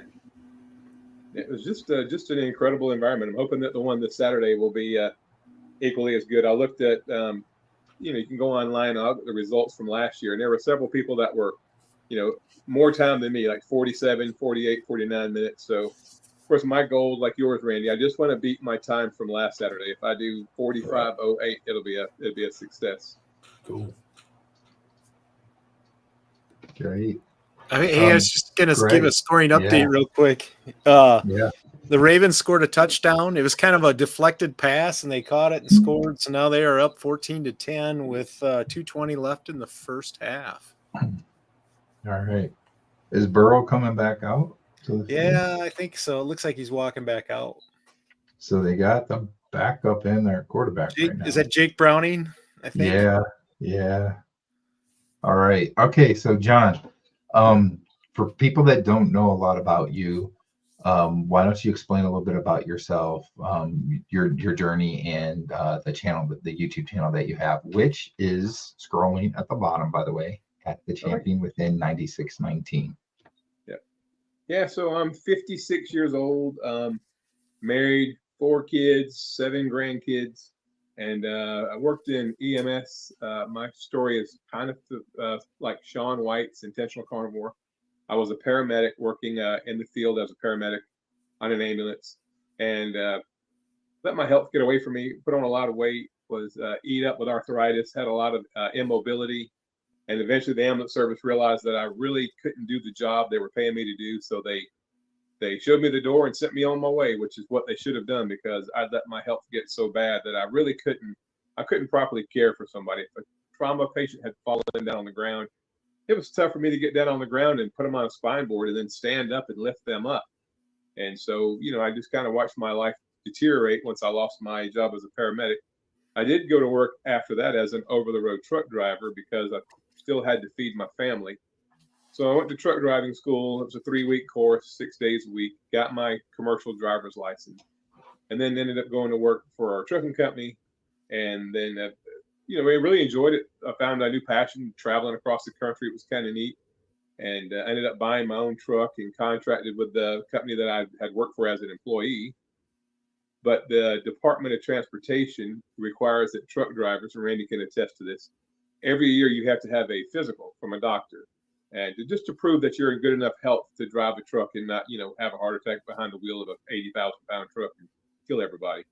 Well, in 2021, on my way to my physical, I went into an episode of AFib, and kind of like Brian, you guys know Brian's story. Brian has a history of AFib. Well, I had it off and on for a while, and being a paramedic, I was very familiar with what it was. But I was actually coming back from Cedar Rapids, Iowa, coming back to Charlotte, North Carolina, where I live, to do my annual physical. And I went into AFib in Iowa, and it never went away. It didn't resolve. So all the way from Iowa to North Carolina over the course of 3 days, I was in AFib the whole time. And so when I got home, I went to the hospital, and they were able to kind of get me straightened out in the emergency room. They shocked my heart a couple of times. It didn't really work. So I ended up having an ablation where they go in up into your heart through your groin area, and they go up into your heart, kind of kill off part of your heart to try to settle things down. And then in the process of doing all that, I had to sell my truck because I was out of work for pretty a while going through all that. So then I found myself just on the couch, depressed, putting on more weight, wishing I would just die. I had this big life insurance policy that I thought if I pass away because I was so unhealthy, my wife could get the life insurance and I would be released from this horrible, painful life I was living.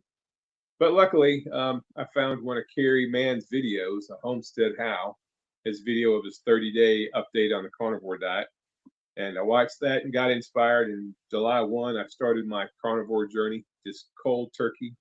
I went from standard American diet on June 30th to full carnivore on July 1st. And that came with some challenges, stomach wise. But between then and now, I have no more diabetes. I have no more AFib. I have no more high blood pressure. I have no more arthritis. My brain is much calmer. I'm a much happier person. And I'm getting to meet great people like Greg, Brian, and Randy here. And that brings you up to today. That is great. I mean, huge transformation in 4 months, four and a half months here, right? Yeah. Yeah. I guess 4.5 months. I started July 1, so right about 4.5 months. I'm down 70 pounds.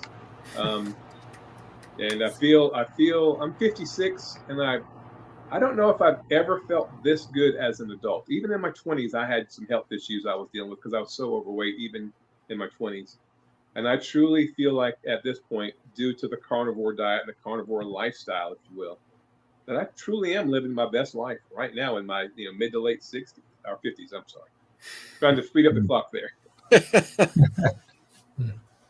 Yeah. So I think it's interesting to see that everybody's a little bit has their journeys are all a little bit different too. I mean, I've been on it a little bit longer than him. I'm a little jealous. I feel like you're losing quicker than I am. But everybody, we all lose at different paces and different. You may be doing some things better than I'm doing, too. So that's why we learn from each other, Sure. Yeah. Well, Randy, that's one a thing great that helped point. me, you and Brian, we were all kind of in that walking challenge that John Carnivore Backwoods set up for October. Right. And I don't know, when he sent me the link and said I could sign up, I just knew right then I was going to do everything I could to win. So I started walking between 5 and 10 miles a day every day. I would walk before I went to work. I would walk at work on my lunch hour. Instead of sitting in the break room, I would walk around the parking lot. I worked at Lowe's. I just walked around the parking lot. And then when I got off, I would walk around the parking lot. And then if I were off, I would try to walk 10 miles. And I guess all that probably played a part because I think I was burning 3,000 or 4,000 calories a day. I could never think about going out, while I'm working. When I'm taking a break, I would be wanting to go sit down somewhere, not go out and walk laps. So kudos to you, man. Yeah, that's how I was before I really got, strong on carnivore. If I didn't have to be on my feet, I was going to sit down somewhere because on top of all the benefits I talked about earlier with my arthritis being gone, I work at Lowe's, so I'm on a concrete floor for 10 hours a day. And before I went carnivore, by the end of my shift, my feet would just be killing me. I've spent literally hundreds of dollars, maybe even $1,000 on shoe inserts and plantar fasciitis, tricks and gimmicks trying to get my feet to stop hurting. And, none of it, some of it helped a little bit, but none of it really helped. I was taking turmeric twice a day to try to help with the inflammation. But since I've gone carnivore, my feet don't hurt me at all, ever. Even at the end of a 10 or 11 hour shift, my feet feel fine. I'm no longer buying the turmeric, which was kind of expensive because I was getting the name brand of Cunol. Don't buy any more shoe inserts, no more plantar fasciitis socks and straps and things for my feet.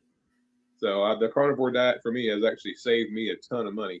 And it allowed me to feel like when I'm not working to walk instead of just sitting down. Yeah. So I want to go back to the AFib thing because, again, I like to talk about that because I've seen huge change with AFib. You mentioned Kerry from Homestead How. He had AFib, right? Right here, there's me, there's you, and there's Kerry from Homestead How. That's 3 people right there that have changed their life and their AFib. You had AFib as well, Randy? Yes, sir. I've got it. Okay. I've not had it since I've been doing carnivore, though. Yep. All right. So there's now 4 examples right there of people that have changed their life, healed at least to the point that it's much better, if not completely in remission, AFib, just by eating the right way. with diet. And this is a huge thing that is just not talked about enough. There's, again, I say that overall, the amount of people out there that have AFib is not that high necessarily, but there's a pretty good amount of people that have and live with AFib. And it's just something that I think we need to get more awareness out there, that diet can have a huge difference on AFib. Now, it might not work for everybody. There might be some cases where people have something else going on as well. But it also might be that it just doesn't fix it all the way, and it might help it some.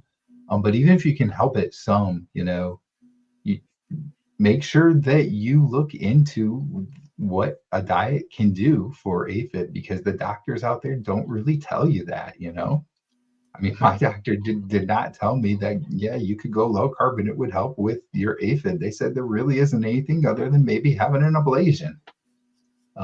So yeah, and Randy, I didn't know that about you. That's awesome news that you haven't had any episodes either. That's great. Yeah, I'm still taking the Eliquis and Sotalol, which I guess, we'll see where I'm at. My heart doctor, he's great, man. He says, you keep doing what you're doing, come back, see me in a year. But I've had the ablation as well. And, when I got the ablation, I was like, the particular guy that did it, it came across to me like when they did that ablation that everything was going to be fixed up and that you're not going to have to, but that was not the case. After it got done, went back in there and they're like, well, if you still stay at the weight you're at, you're going to have this procedure done again eventually. And when I had it done, it didn't go very well because I was over 400 pounds when they did the ablation. So I'm on the table, and when they're doing that procedure, they're giving you blood thinner to do it. So evidently they gave me too much, and I almost went into cardiac arrest. The doctor told us this afterwards. So he thought that I had a blockage. So during the procedure, they do a heart cath at the same time. So this had this done in 2018.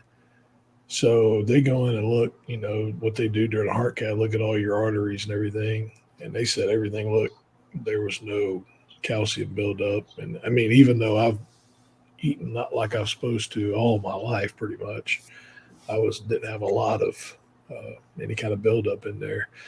But the guy, they almost killed me by giving me too much blood thinner during the procedure itself. But it has been amazing that I've not had any issues since I've been eating the carnivore lifestyle. Yeah. Hey, you're right. You guys know what the number 2 killer of Americans is? Heart disease. The number 2 killer of Americans is medical mistakes. Look it up. Oh, wow. I think I heard More that. people die from medical mistakes than they do from cancer.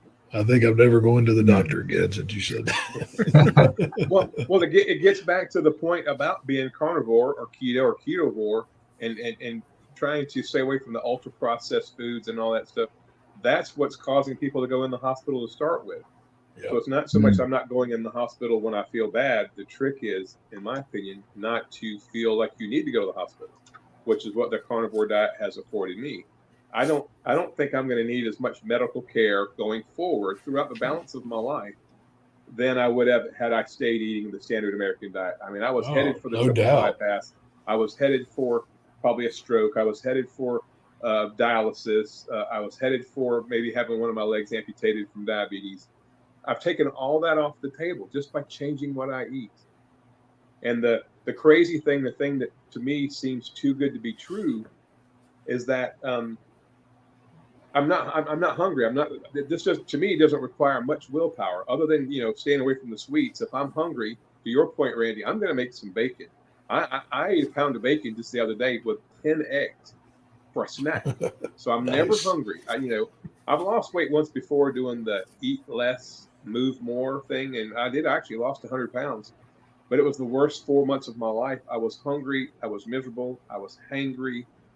So when I found out that I could have a way of eating, I don't want to call it a diet, but a way of eating that would allow me to lose weight, to correct all my medical maladies in my body, and never be hungry, man, sign me up. This Yes, is sir. amazing. And it, hopefully with all four of us and the people that we're reaching and the tens of thousands that are within our community, that's an awful lot of people that aren't going to have to go to dialysis and get on extra medications and all that stuff. So hopefully we can avoid dying from a medical mistake by not having to be in the hospital to start with. And it's funny that that's a familiar thing for me, what you were just talking about with losing weight another way, but you were constantly hungry and everything, and it was miserable for you. And that's what I was kind of talking about back in 2017. I lost a lot of weight, but after a few months, it became really difficult for me because I was, restricting how much I was eating and so forth, and I was always hungry. And it's so different this way because it's so sustainable because you get full and you stay full for a good period of time, and then you eat again, and then you're good. You don't have to worry about restricting how much you're eating and so forth. So that's great. Let me catch up to a couple of comments here. I think there's a question too, but this was a good comment here from Susan.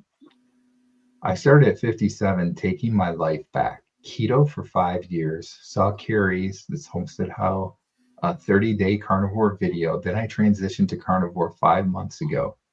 I'm down 150 pounds, 80 more to go. Congratulations, 150 pounds. That is awesome, Susan. Yeah, that's incredible. And then I think there's a question in this one. Did you come off the diabetes meds, and how long did your blood sugar correct? Husband got off of meds, neuropathy 90% better, and he stopped his metformin 2 months ago, but the blood sugar is still 190. Is that for me? So I think this one was for you. Well, to be honest with you, paramedics and doctors and nurses make the worst patients, because I didn't go to, I knew I had type 2 diabetes. I mean, there's no way I didn't. I can check my blood pressure. I actually have my blood pressure machine right here because I check it regularly. And I was on blood pressure medicine years ago. The doctor put me on blood pressure medicine, and I was on 3 different meds, and it only brought my blood pressure down just a little bit, like 6 or 8 points. And I said, what's the sense of paying these copays and taking this medication, which had bad side effects, and my blood pressure was still out of control. But my way of eating back then was out of control as well. So it was like I was taking poison and hoping the medicine would fix the poison I was taking. So I was never really on, I should have been on metformin, I'm sure. If I'd have gone to the hospital, the doctor, I'm certain, would have put me on it. But being a former healthcare provider, I just steered clear of the doctors because I didn't want them to tell me what I knew. But I can tell you from the arthritis, that's the only thing that's really measurable without having, labs or whatever.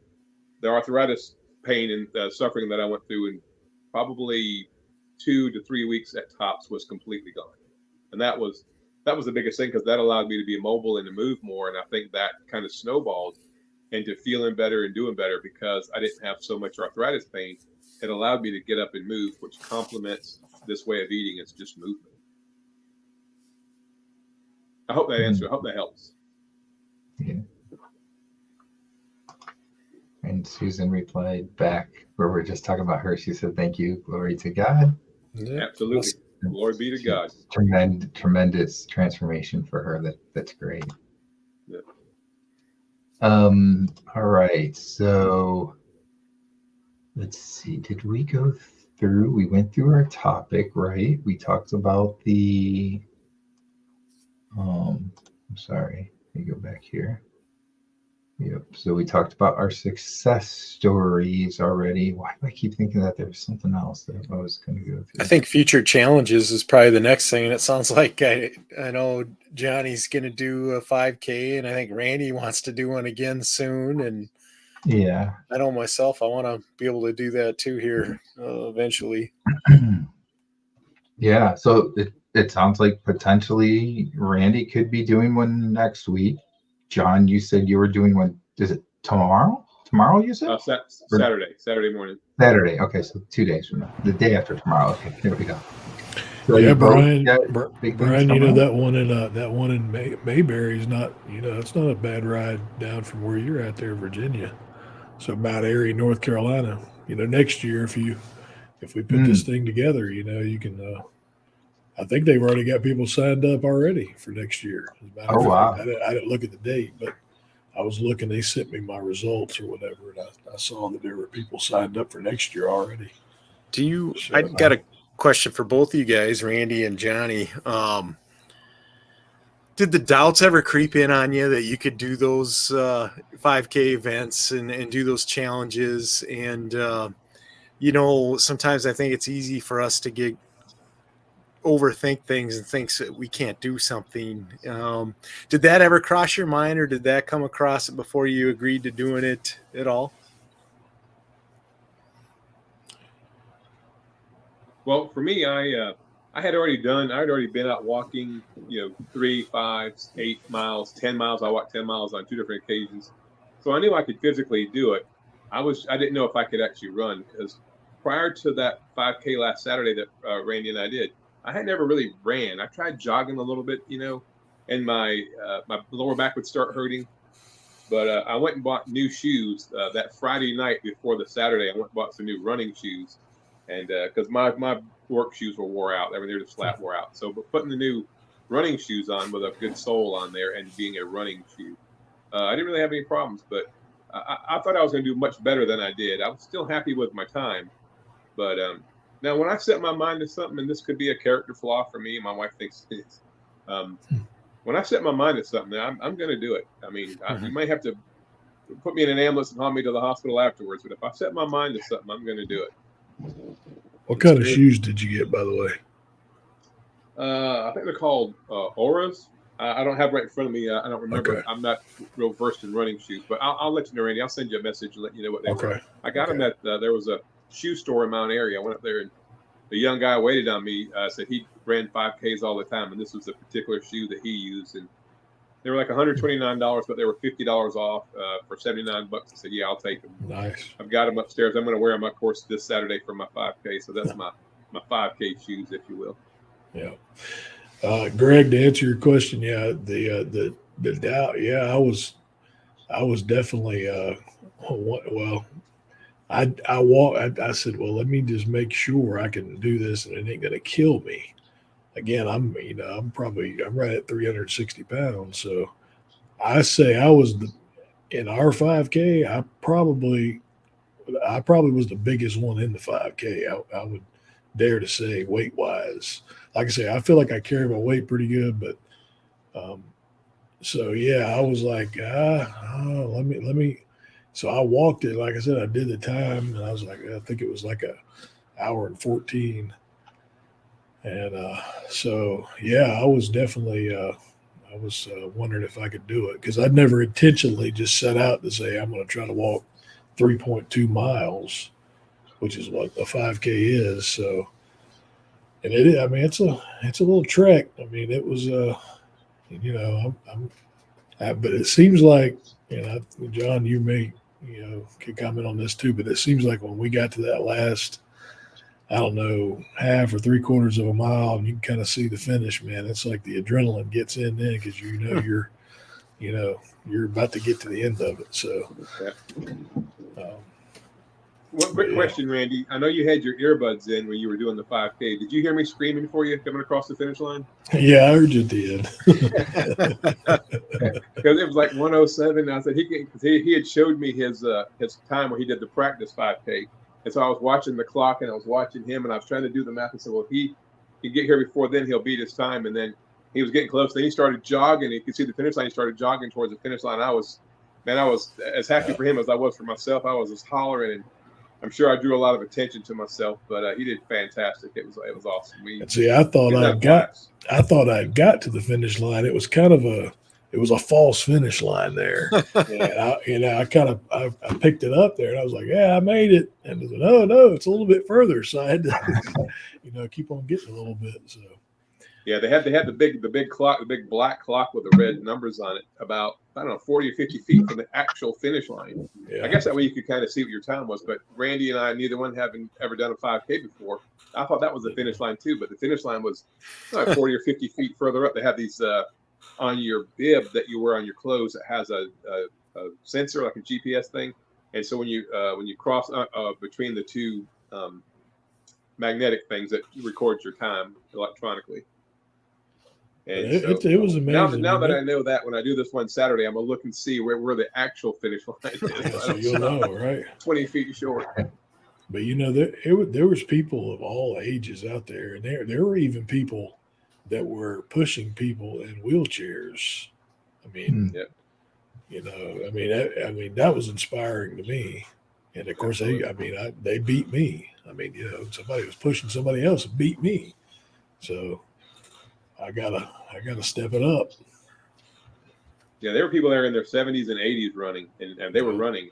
I went back and looked at the results, and me and Randy were in the same group. We were 50 to 60, I think it was. Was our age group, and some of the guys that were 58, 59, 60 that ran really well. They did like 24 minutes. And so I felt terrible doing 45, but these guys, I'm sure they probably do these on a regular basis, and they're not battling some of the issues that Randy and I are battling. But it was pretty cool to see these 75 and 80-year-olds out there running the whole time. Gives me encouragement going forward. I was at my first mile, and the guy that actually won it or had the best time was crossing the finish line when I got to my first mile. Wow. So that kind of gives you how fast it can be. I think it was maybe it was 17 or 18 minutes that they ran those 3 miles in. So man, that's so basically they ran for 3 it's actually 3.1 miles is the distance. Yeah. So those people ran the whole way. Yeah. It's amazing. Hey, just so everybody knows, there was a score in the game. The Ravens scored a touchdown. So it is, I believe it's 21 to, is it 13 or 14? 21-10, maybe? 10? Yeah, that's it. I think it was 10, 21 to 10. Yeah. Yep. And right. I think it is halftime. Right? Okay, Yeah. It is halftime. Okay. I missed the score right before they went away. So. Okay. All right. So, Randy, we were talking earlier, and you had asked us about our NFL team. So I think the Bengals are your team. Is that what you were saying, or do you have a different team that you like in the NFL? No, I couldn't pull for the Bengals because of Chris Collinsworth, man. Okay. I can't stand. My background is radio. I worked in radio for about 30 years, and I can't stand to hear that guy on the TV broadcast. And he also played for the Gators, which is another negative for me. But I'm a Miami Dolphins fan. Oh, that's right, Miami Dolphins. You did say that. That's right. We were talking about Mike McDaniel. Hurricanes too in college. So. Okay. All right. Yeah. And then John, who's your NFL team? Or do you have an NFL team? Well, obviously I live in Charlotte, so the Carolina Panthers are based here in Charlotte. And years ago it was kind of cool, and they were going to the championship game and then going on to the Super Bowl. I think they played in 2 Super Bowls. But they've struggled so much the last 5 years. I look at the score. I don't watch a lot of the games, and then I see, I think they've won one game this year, so they're like 1-7 or whatever it is, 1-6, and they've changed owners, they've changed quarterbacks, they've changed coaches, offensive coordinators. It seems like no matter what they do, it's almost a step backwards. So I don't know what the answer is going to be, but it's been really tough the last 4 or 5 years. Really, really tough. Yeah. Well, I mean, they got a good quarterback potentially now. He's just got to develop, right? Yeah. He's playing as a rookie, so you got to remember he's not going to be great necessarily as a rookie. Most quarterbacks aren't going to be very good that first year, especially if they're playing that first year. So maybe he'll develop, and maybe they'll get better from there. So. Yeah. Hey, I just was gonna say I saw Johnny's video of you guys at the 5K, and I thought that was pretty cool to see you guys together and supporting each other, and it was fun to watch it. And I just telling the viewers, if you want to check out that video, Randy, you didn't have anything on your your channel for that, did you? I didn't. I don't remember, but if you want to go to John's channel, I know he's got a little footage there that is fun to watch. Like I said, I enjoyed watching it and seeing you guys together. That's pretty cool. So Yeah. congratulations again on the accomplishments and doing that. And hopefully I can do one next year myself. So Yeah. I'll come a long ways if I can. So Yeah. Jump on the airplane, man. Come on that'd down. be great. that'd be fun. Yeah. Come down here to the, I'm sure, what is it, about 10 degrees up there tonight? Actually, it's really nice today. So Really? yeah. Yeah, I made a trip up to Iowa last, let's see, I guess it was last spring. And man, I'm telling you, I don't know how you guys, it's good. It was in April. It was cold. I'm like, I told some people, I said, I don't know how you get used to this, or I couldn't do it. Well, so I live in Virginia, I and would I'm love- originally from Ohio in the Michigan area, and I can't go back there in the winter. It's too cold. I can't do it anymore. Yeah. What were you gonna say, John? I was up in Minnesota when I first became a truck driver, and it was, blowing snow. It was like 15 below zero. And I backed up to a loaded trailer and hooked my tractor up to a loaded trailer, but the brakes on the trailer had frozen. Apparently they got some moisture on there, and then the drum actually froze to the pads, or the pads froze to the drum. Well, the only way to fix that, to correct that, is you have to get under there with a hammer and bang on the drum to break the ice so that the wheels will begin to roll. And I've never been so cold in my life. I'd get under there and I'd bang 2 or 3 times, and I'd get back in the truck and I'd try to warm up. And I thought to myself, why on God's green earth would anyone choose to live in these conditions? But then I thought about it. People come to my area in July and August when it's 100 degrees and 96% humidity. They probably say, why would anyone choose to live in this, environment? So it's just, I guess, what you're used to. Yeah. It was, You have a funny story though. I was up around Greg's area. I think I was up in northern Iowa, Wisconsin, up that way somewhere a couple of years ago. And it had been like -1 or -2 degrees as the actual temperature for like 4 or 5 days in a row. It just wouldn't warm up. And I said, to heck with this, I'm going south. So I found me a load going down to Olathe, Kansas, which was about 400 or 500 miles south of where I was. And I got down there and it was 12 below zero. And so I went 500 miles south, and it actually got colder. So I don't know what the weather's going to do,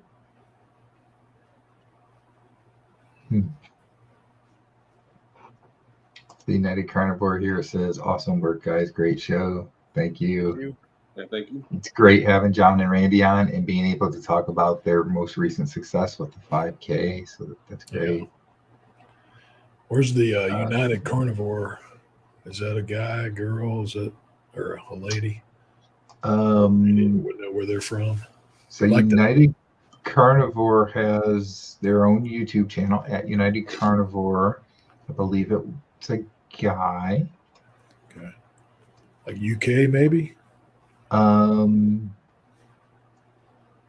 See if they might actually post that. I don't remember.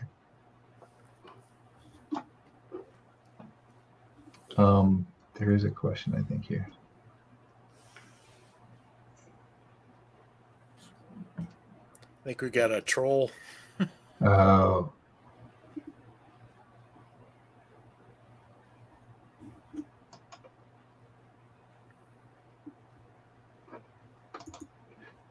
Yeah, so United Carnivore, if you want to post where you're from, I don't remember if he had I think he did post that earlier. I can't find it though. Oh, here we go. He's in Tampa Bay, about a mile from the beach. Nice. I was down there last Thanksgiving at Indian Rock Shores over their side, which is, I know that they know where it's at. It's right south of Clearwater on the Gulf Coast there.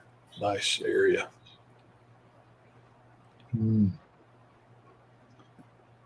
Hey, Keto Cheeto is here. Sleeping, but here.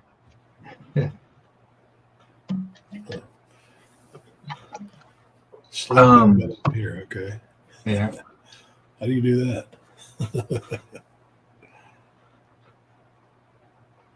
Oh, here we go. Simpson says Nice. many carnivores lost over 180 pounds. Wow. That's Congratulations. awesome. Congratulations. I need to go Yeah. subscribe to his channel. And it was mentioned earlier that he's going to be on the Carnivore Roundtable Sunday at 1 o'clock. Okay. I'll be on that one as well on this Sunday. So All right, we'll cool. both be on there with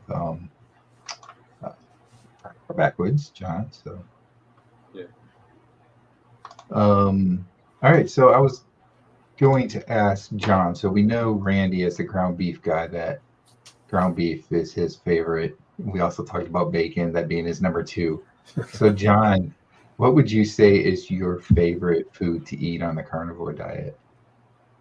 Ribeye steak. No doubt, no two ways. I love the fat. I love a fatty ribeye. The flavor is in the fat. But I don't sleep on bacon either. I eat a lot of bacon. I eat a lot of eggs. I can't always afford, the ribeye. Sometimes I'll move down to the chuck steak or something like that. Obviously, you can spend a ton of money eating the top quality meat. But what I found lately is to kind of make up to get maybe more nutrients, since I can't afford like grass-fed, grass-finished beef, as I buy the organic free-range pasture-raised eggs. And I don't know if you guys pay attention, but when you get one of those eggs, they're more expensive, but compared to buying a steak, they're pretty less expensive. But you can crack one of those eggs, and the yolk is almost like a red. It's an orangish red, versus a regular egg you get from a factory farm. Those yolks are kind of yellow. And if you get the pasture-raised eggs, the flavor, there's so much more flavor in them, and I just really enjoy those. So I probably eat 6 dozen eggs a week. I do a lot of eggs and a lot of bacon. And I've experimented with some pork belly. Went and got some pork belly recently and cut that up and put it in the oven. Kind of cook that in the oven. And that's kind of like bacon without all the processing, if you will. So, and I do eat a lot of hamburger. I eat a lot of ground beef. Maybe not as much as Randy, but I do my fair share.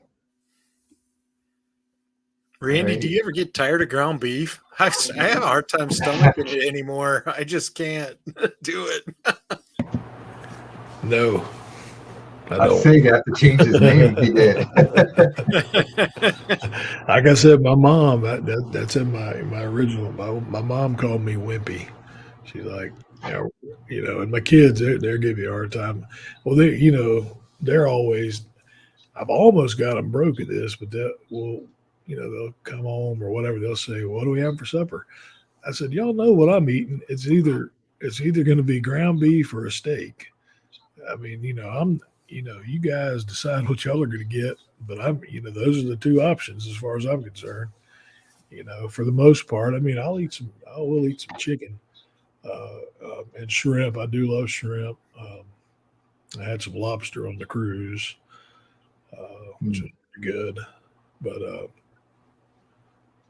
yeah, that's one thing about the carnivore lifestyle, man. It's simple. I mean, there's not a lot of, we don't have to worry about this or that. We say, hey, give me a burger. Or I like to take Redmond's has a taco seasoning salt that's 0, and I will do some ground beef, like that with that. I have some taco, and sometimes I love sour cream too. I don't, not often, but I'll throw some in there. I used to do the heavy whipping cream in my coffee, but I didn't even, when I started real serious in June, I didn't even do that. I got to where I don't mind drinking straight black coffee. Well, I put butter in it now. So I'm definitely a steak type of person, but I do ground beef as well. I ate a couple of ground beef burger patties this evening for dinner, and I have like 1.5 pounds of ground beef taken out for tomorrow. I think I'm gonna make some ground beef and eggs up. So I don't know. I might, like, if I do enough eggs with that, it might be enough that I do like two meals out of it. Yeah. So maybe do both my meals tomorrow with it. So I definitely do the ground beef here and there. I was at not as much as steak, but I was at a Longhorn last night in Commerce, Georgia, and I had a burger there, and they actually at Longhorn, you can add a patty. It's like $5.99 to add extra patty. So I got an extra patty. And most of the time I get it medium well. But this one came out. I mean, it was medium to medium rare. Now, I kind of like my burger done for the most part. Sometimes well is like, it's kind of rough on a hamburger, but I felt bad about saying anything. And actually, I ate it. I don't know if my taste buds had changed. It wasn't that bad. As like I said, in my opinion, it was not medium well. It was definitely medium because it, still had a good bit of juice coming out. And so maybe I'm still going to tell them to cook at least medium, try to cook at least medium well for the hamburger. But I do like my steaks. I do like those medium, or medium rare for sure. Yeah, that's funny. So when I eat steak, I always go medium rare. But yeah, if I'm doing ground beef, I need to cook it thoroughly, and I don't know what the difference is. It's like something in my mind, I guess. Like I just feel like I gotta have it cooked. So I definitely feel the same way there. I've seen that. Who is it? Bella, the steak and butter gal or whatever. I've seen. I think it's her or somebody just grab a big hunk of like ground beef and eat it. I'm not doing that. Cold. Yeah. I don't guess there's anything wrong with it necessarily, but that's just not. I feel like I'm not getting the value that I want out of my ground beef if I'm eating it cold. I seen the guy above you take a bite out of a butter stick. Yeah. Yeah, I'll definitely do butter now. You guys don't eat butter? I eat butter, but yeah. I don't know about the ground beef. I can do that. I'll definitely a cold piece of butter, man. That Kerrygold or that. I like the one. Believe it or not, I like it's Irish butter that they have at Aldi. We have an Aldi. I don't know if you have that up there or not, Greg, but they have these Aldi. I guess they're like German type grocery stores, but they have an Irish butter. Comes in a green package, just like Kerrygold. I used it tonight. Oh man, I love that. I love that good. butter. Yeah. So, since I don't eat anything really sweet, obviously I've been relatively strict carnivore now since July. So when I have butter, it's the sweetest thing I eat. So it's like my dessert. It's like, it's almost like candy. Now, it wouldn't have been, back in June before I started this, it would have been terrible. But now, because it's probably the sweetest thing that goes on my taste buds, I feel like it's kind of a dessert or a special treat. And I probably eat too much of it, but so far the results have been okay. So I'm going to keep doing it until I don't need to anymore. Hey, something else that's kind of a treat as well to me, and I know Intentional Carnivore Sean White drank these a lot, and I noticed that I went and got one time. If I'm just drinking water all the time, but every once in a while, if I get one of those Topo Chicos or San Pellegrinos and they're cold, man, that is like, oh man, they're so good. Before there's no way I was like, man, this has no taste to it, but there's something about that carbonation that I guess I'm reflecting back to a Pepsi or something. I don't know, but there's no syrup in it, but that carbonation with that little bit of, you kind of feel it in your nose almost. There's something about that. That's another kind of but you can drink those all the time. There's nothing wrong with those. There's zero, calories on everything or carbs and anything else, but I like those as well. Yeah. So Becky's got a comment here.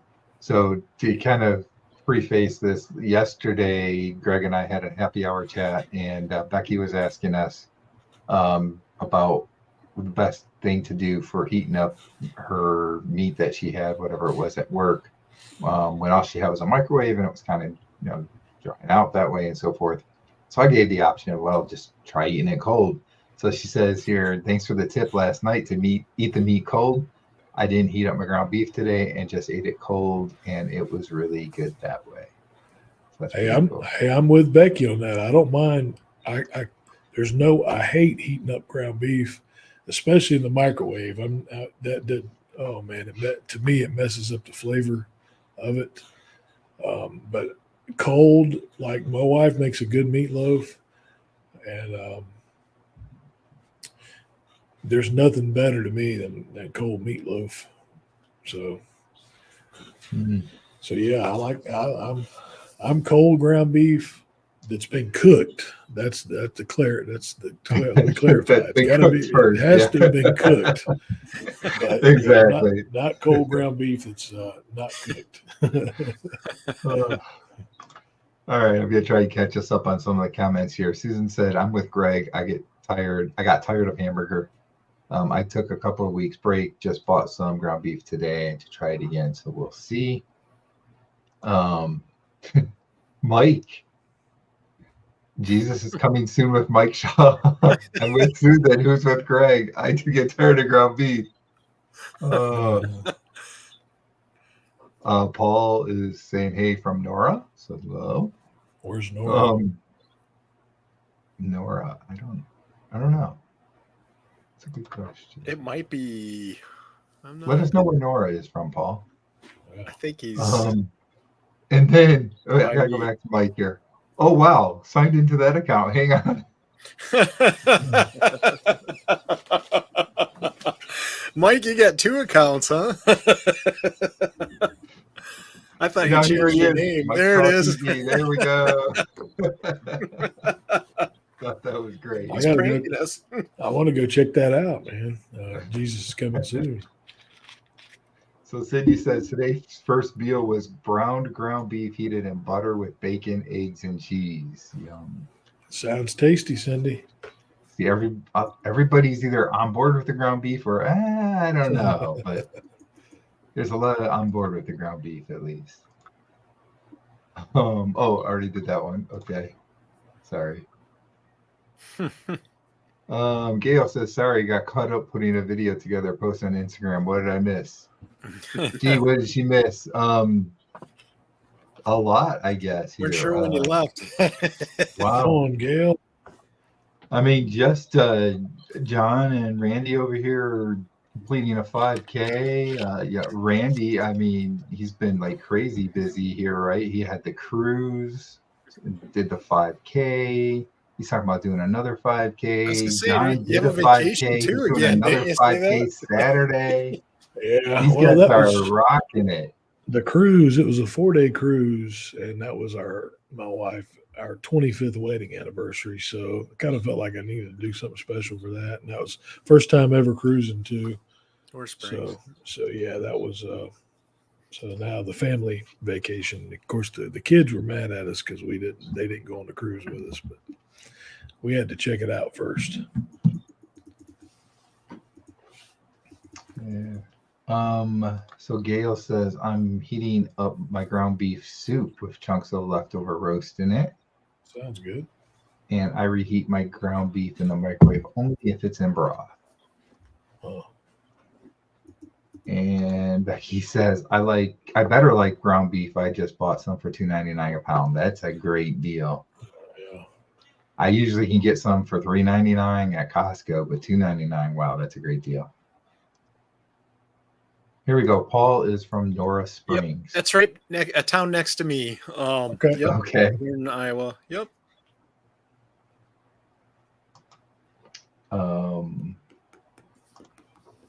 Gail just bought some ground chuck for $6.50 a pound. Wow, that's high. And Mike, Gail's in Northern California, so that's the California. That's not high. If you're in California, that's probably cheap. Yeah. From what I hear, Mike anyway. says, "I've never cruised. I'd love to do one to Alaska, though." Yeah, I think I would too, but it would have to be in the hottest time of the year. Like July maybe or August to Alaska. Yeah, for sure. Yeah, I've heard those so are Greg, nice. Have we started the third quarter, Greg? Yeah, I know Cincinnati was close to scoring, but I didn't catch what happened here. So is Burrow back in the game or no? No, he was doubtful with the wrist injury. So okay, all right. So Greg, I'm going to put you on a spot here for a minute. I need to step away for like 2 minutes. So I need you to kind of take over. I know you can't really show different that's chats on okay. the screen, but if you can just take over here for like 2 minutes. Yep, Thanks. no problem. So since it's that commercial break, so what do you guys got planned for Thanksgiving? I just was kind of curious what you got going on this next week, and what are you going to do to stay on your plan? Is there obviously a certain treat that you really enjoy that are going to have a hard time saying no to? Well, I think what we're going to, because last year when we went down to that Indian Rock Shores there outside of Tampa for Thanksgiving, we searched around to find a restaurant that was doing it, and we saw one that had great reviews. And man, it was horrible. It was one of the worst meals I've ever had, I believe. And it was not cheap either, but it was like the turkey was like that kind that you used to get in those boxes in the frozen food section that was like $2 for a box of frozen turkey. If you grew up poor, you know what I'm talking about. Yeah.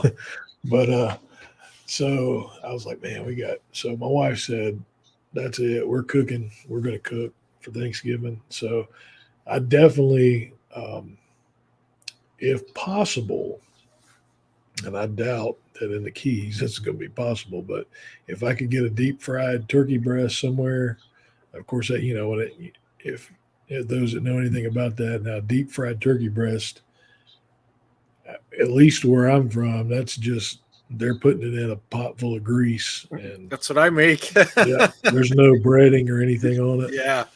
So man, it is so good. It's the best turkey there is. Yep. So yeah, I like the breast. So I would probably, if I can't find a deep fried breast down there, or turkey breast next week at the first part of the week, Publix, they have those down there that they'll cook them. We may even get it and bake it in the oven, but I'm planning on eating some turkey and maybe some ham. I'm sure deviled eggs will be in the in the mix on that too. And of course, those are, as carnivores, there's plenty of good carnivore deviled egg recipes. And I told I don't know how many of you guys follow Carnivore Kit, but he's been having some on and off, and people have been giving him a hard time. And I was talking to him this past week when I think him and his wife had gotten away, and he'd eaten some cheesecakes or different things, took a picture of it. People were like crucifying him about it. No. I said, when we go down here to the Keys, I'm like I mentioned this earlier, but I'm going to try some key lime pie. Mm-hmm. I love all desserts. I mean, I didn't get to be the size I am. There's not I'm not allergic to anything, and I love all types. I mean, pumpkin pie. When we were growing up, man, we had it all. Pumpkin pies, sweet tater pies, we call them here. We would have a cherry, a blueberry. I mean, about any kind of pie you can think of, our family would have that for dessert. But I'm planning to try to stay as close to everything as I can. I don't have any inclination that I'm gonna, and the only coming back from the cruise, we did I guess the only thing that would probably be, that they would crucify me for, as far as being all planned, was I had some fried chicken tenders that were normally breaded type chicken tenders. We have a place called Raising Cane's. I don't know if there's any of those up in Iowa or not. I think there's some in Kansas down that way. But Raising Cane's chicken tenders, man, to me, they're pretty good. Yeah, but I only ate those. I didn't eat any of the fries or any of that stuff. So I ate like 5 or 6 of those. That would be the only thing that I've had that's kind of like really off. But yeah. What about you, John? What you got planned for Thanksgiving? Well, let's set the internet on fire, shall we? Here's my thing. My wife and I have been married for a little over 30 years. We've been together for 31 years, and she is, aside from my Savior Jesus, my wife is the most important thing to me in the world. She loves to cook. She is a fantastic cook, which might explain how I got to be 325 pounds. our kids are spread out across the country. We have kids and grandkids, but none of them are close enough that they're going to come for Thanksgiving. They're, my son's in the military. He's way out in Missouri. I have a daughter that lives out in Denver, Colorado. I've got 2 kids down in Georgia, and they're all doing things with their family. So it's just the wife and I. And cooking a big Thanksgiving meal, she's done it every year, and it's odd because it's just the 2 of us, and she still cooks like the whole family's coming. So we have leftovers galore, and so we don't eat together anymore. I eat at a different time than she eats, so that's one thing that we've always had. We'd sit down and have our meal together, and because I'm doing this way of eating, that's kind of been pulled away from her. So now she eats by herself. I mean, I eat by myself, but it's been an adjustment for her. So I've made the conscious decision that on Thanksgiving, I'm going to eat everything she cooks. With a caveat, Friday morning, I'm done. So Thursday, I'm going off plan, but I'm purposely, intentionally going off plan. Now, all 4 of us here, to some degree, whether we want to admit it or not, are addicts, right? We're sugar addicts. We're food addicts. No doubt. The times I've gone off plan, and there's been 4 or 5 of them between July 1st and now, because I am a human being. I hid in the bathroom and ate. I hid in the pantry and ate. I went into a stall in the bathroom and ate because I'm an addict. So I was trying to hide this from everybody else. And then I felt shame. I felt, gosh, why did I do that? And it was really tough to kind of pull myself back from the edge because I gave in to temptation. This is on purpose. If my wife makes a pumpkin pie, I'm going to eat as much as I want. If she makes dressing, I'm going to eat all I want. And I'm doing it. I know that going in. So I'm not cheating. I'm not hiding. It's not an addictive thing. And I feel that I've done so well, and I've shown so much discipline to myself, and I'm the only one that matters here, that I'm going to just enjoy Thanksgiving. We're going to watch the Thanksgiving parade. We're going to have the fireplace going.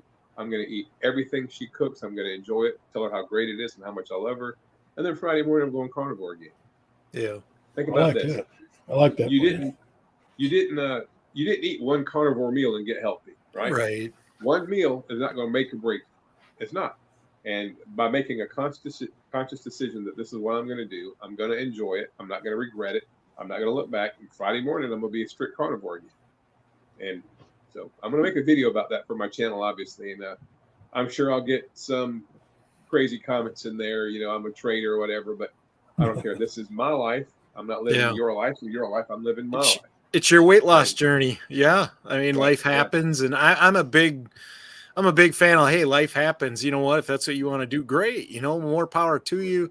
The only time a person would lose in that situation is if you never go back on your plan, and that's it. And that's the thing. And, it's important to enjoy your family and the holidays and do that kind of stuff. But you just get back on the plan the next day. It's okay. Stuff happens. Life happens. But that's, when you can do that and then get right back on the plan, I think, you're going to sustain whatever you're going to be losing anyway. You know what I mean? It's a lifelong thing. It's not just like you were talking about the meals. One day is not going to kill you. It's if you don't go back on the plan that'll kill you.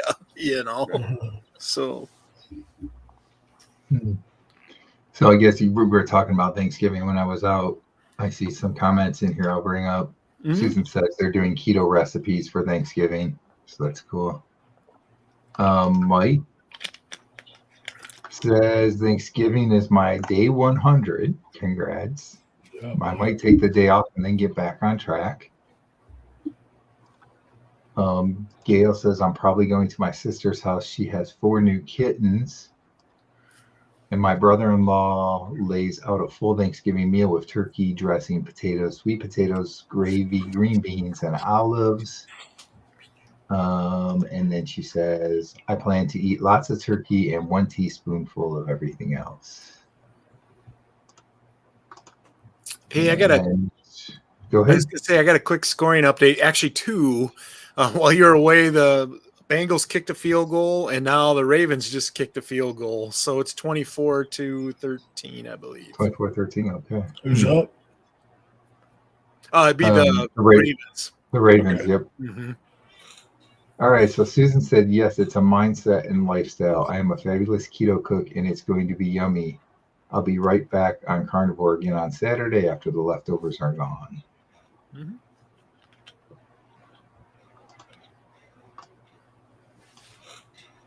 Yeah, it's a lifestyle for sure. Like, you talk, it's my life. No doubt had a good version too. Yep. I don't know if you guys even got that reference, but you remember that song, It's My Life? Any Yeah. of you? I do. Yeah. So Talk originally did it, like that was like what, in the 80s, I think? Maybe I think it was the 80s, and then No Doubt remade it in like probably early 2000s, something like that. I don't know. Yeah.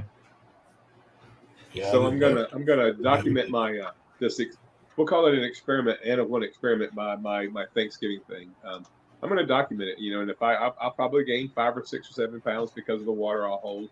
And then I'm gonna document on my channel, how long it takes me to get that weight off and how it goes. But yeah, I'm just gonna do this. That is an intentional plan, you know.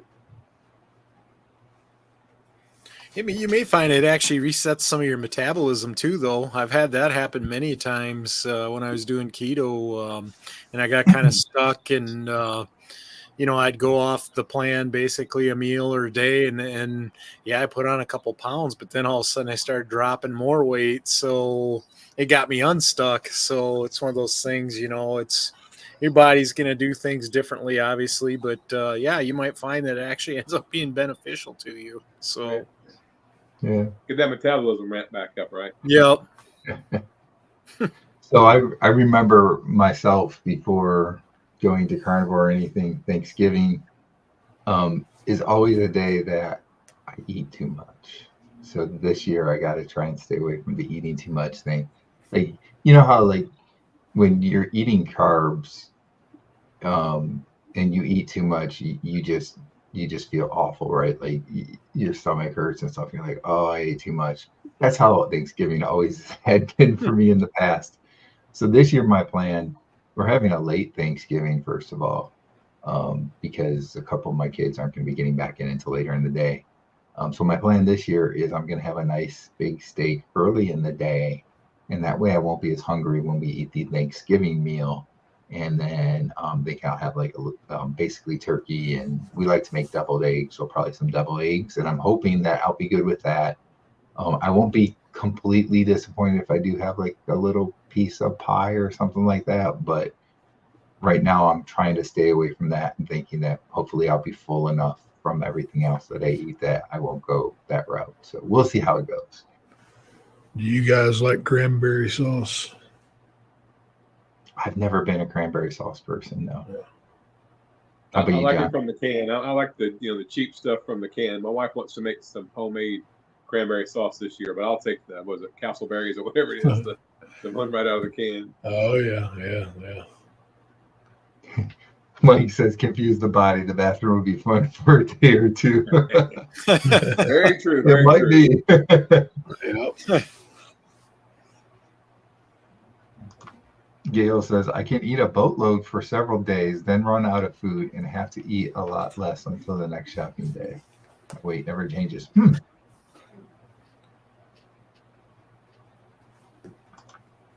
Yeah, for some reason my series treatment causes weird 2-pound jumps that level off after a couple of days. Interesting.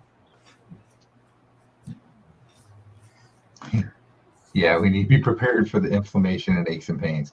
That's like my thing. Like I know if I end up eating some of that dessert stuff at Thanksgiving, I'm expecting like some of my joint pain to come back, because that's happened to me before. Not necessarily just from eating the dessert thing, but like certain things like peanut butter and stuff like that will make my wrist joint pain come back and stuff like that. So I'm trying to avoid that this year. I don't want to go and have that happen, even if it's only for like a day or two. I don't want to. So Yeah, I'm gonna try and stay away from it. We've all of us, I mean, and everybody watching, a lot of everybody watching too, we've all come too far to let, Thanksgiving or the holidays derail us and get us off on a path we don't want to go back down. So I think I feel like it's different. It's different this time for me. I mean, over the years, I've had the derailments at the holidays, but I just, I've never come into the holidays having been in a carnivore type lifestyle. So that's a new. Well, we'll see how we do. I find Yeah. now when I step away, I usually pay the price. I just don't feel that good, or the food doesn't taste as good, anyways. And it's like, well, I don't want to eat that way because it's like it just makes you miserable, anyways. Right. It's like it's easy to go right. back because it's like, for that Yeah, way, it's been that way for me. I've done that a few times over the last several months where it's like, all right, I'm just going to have this little piece of this, like it's a little piece of bread maybe, or a little piece of pizza or something, right? I'm like, that looks so good.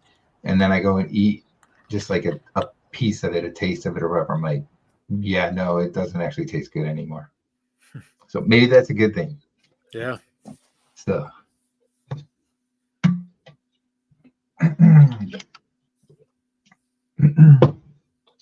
All right, so we're still in the third quarter, right? I look up at the screen and they got some Ray Yeah. Lewis thing going on. What's that? Is that at the stadium? Yeah, I think it was graphics, but I thought that was like at the stadium, like because there were fireworks. It looked like in the background. I was like, what? Oh man! All right, let's see. So we're third quarter still. So we're actually, you know what though? It's 10:30 Eastern time. Yeah, no, we're probably going about the same. Yeah, yeah, we're probably looking at like the same thing again. Yeah, we're 11:30 about time. an hour, a little less than an hour left, probably. Usually, Yeah. Is For that- some reason, I was thinking it's usually later than 11:30, but no, it's not. Do you guys normally do the live for the whole game? yeah, Is that how it Yeah, works? we do. Yeah. yeah. Cool. Usually goes 3 hours, 25 minutes to 3:30, pretty much almost every time. It's really kind of amazing how it turns out. Yeah. So Gail says, here's a weird craving. If I eat anything that's just bad, like candy, I instantly crave eating meat. Like I want to clear out the poison. Interesting. I mean, that's probably good that you then crave eating something good. Excuse me. Hey, I have a question for you guys. Mhm.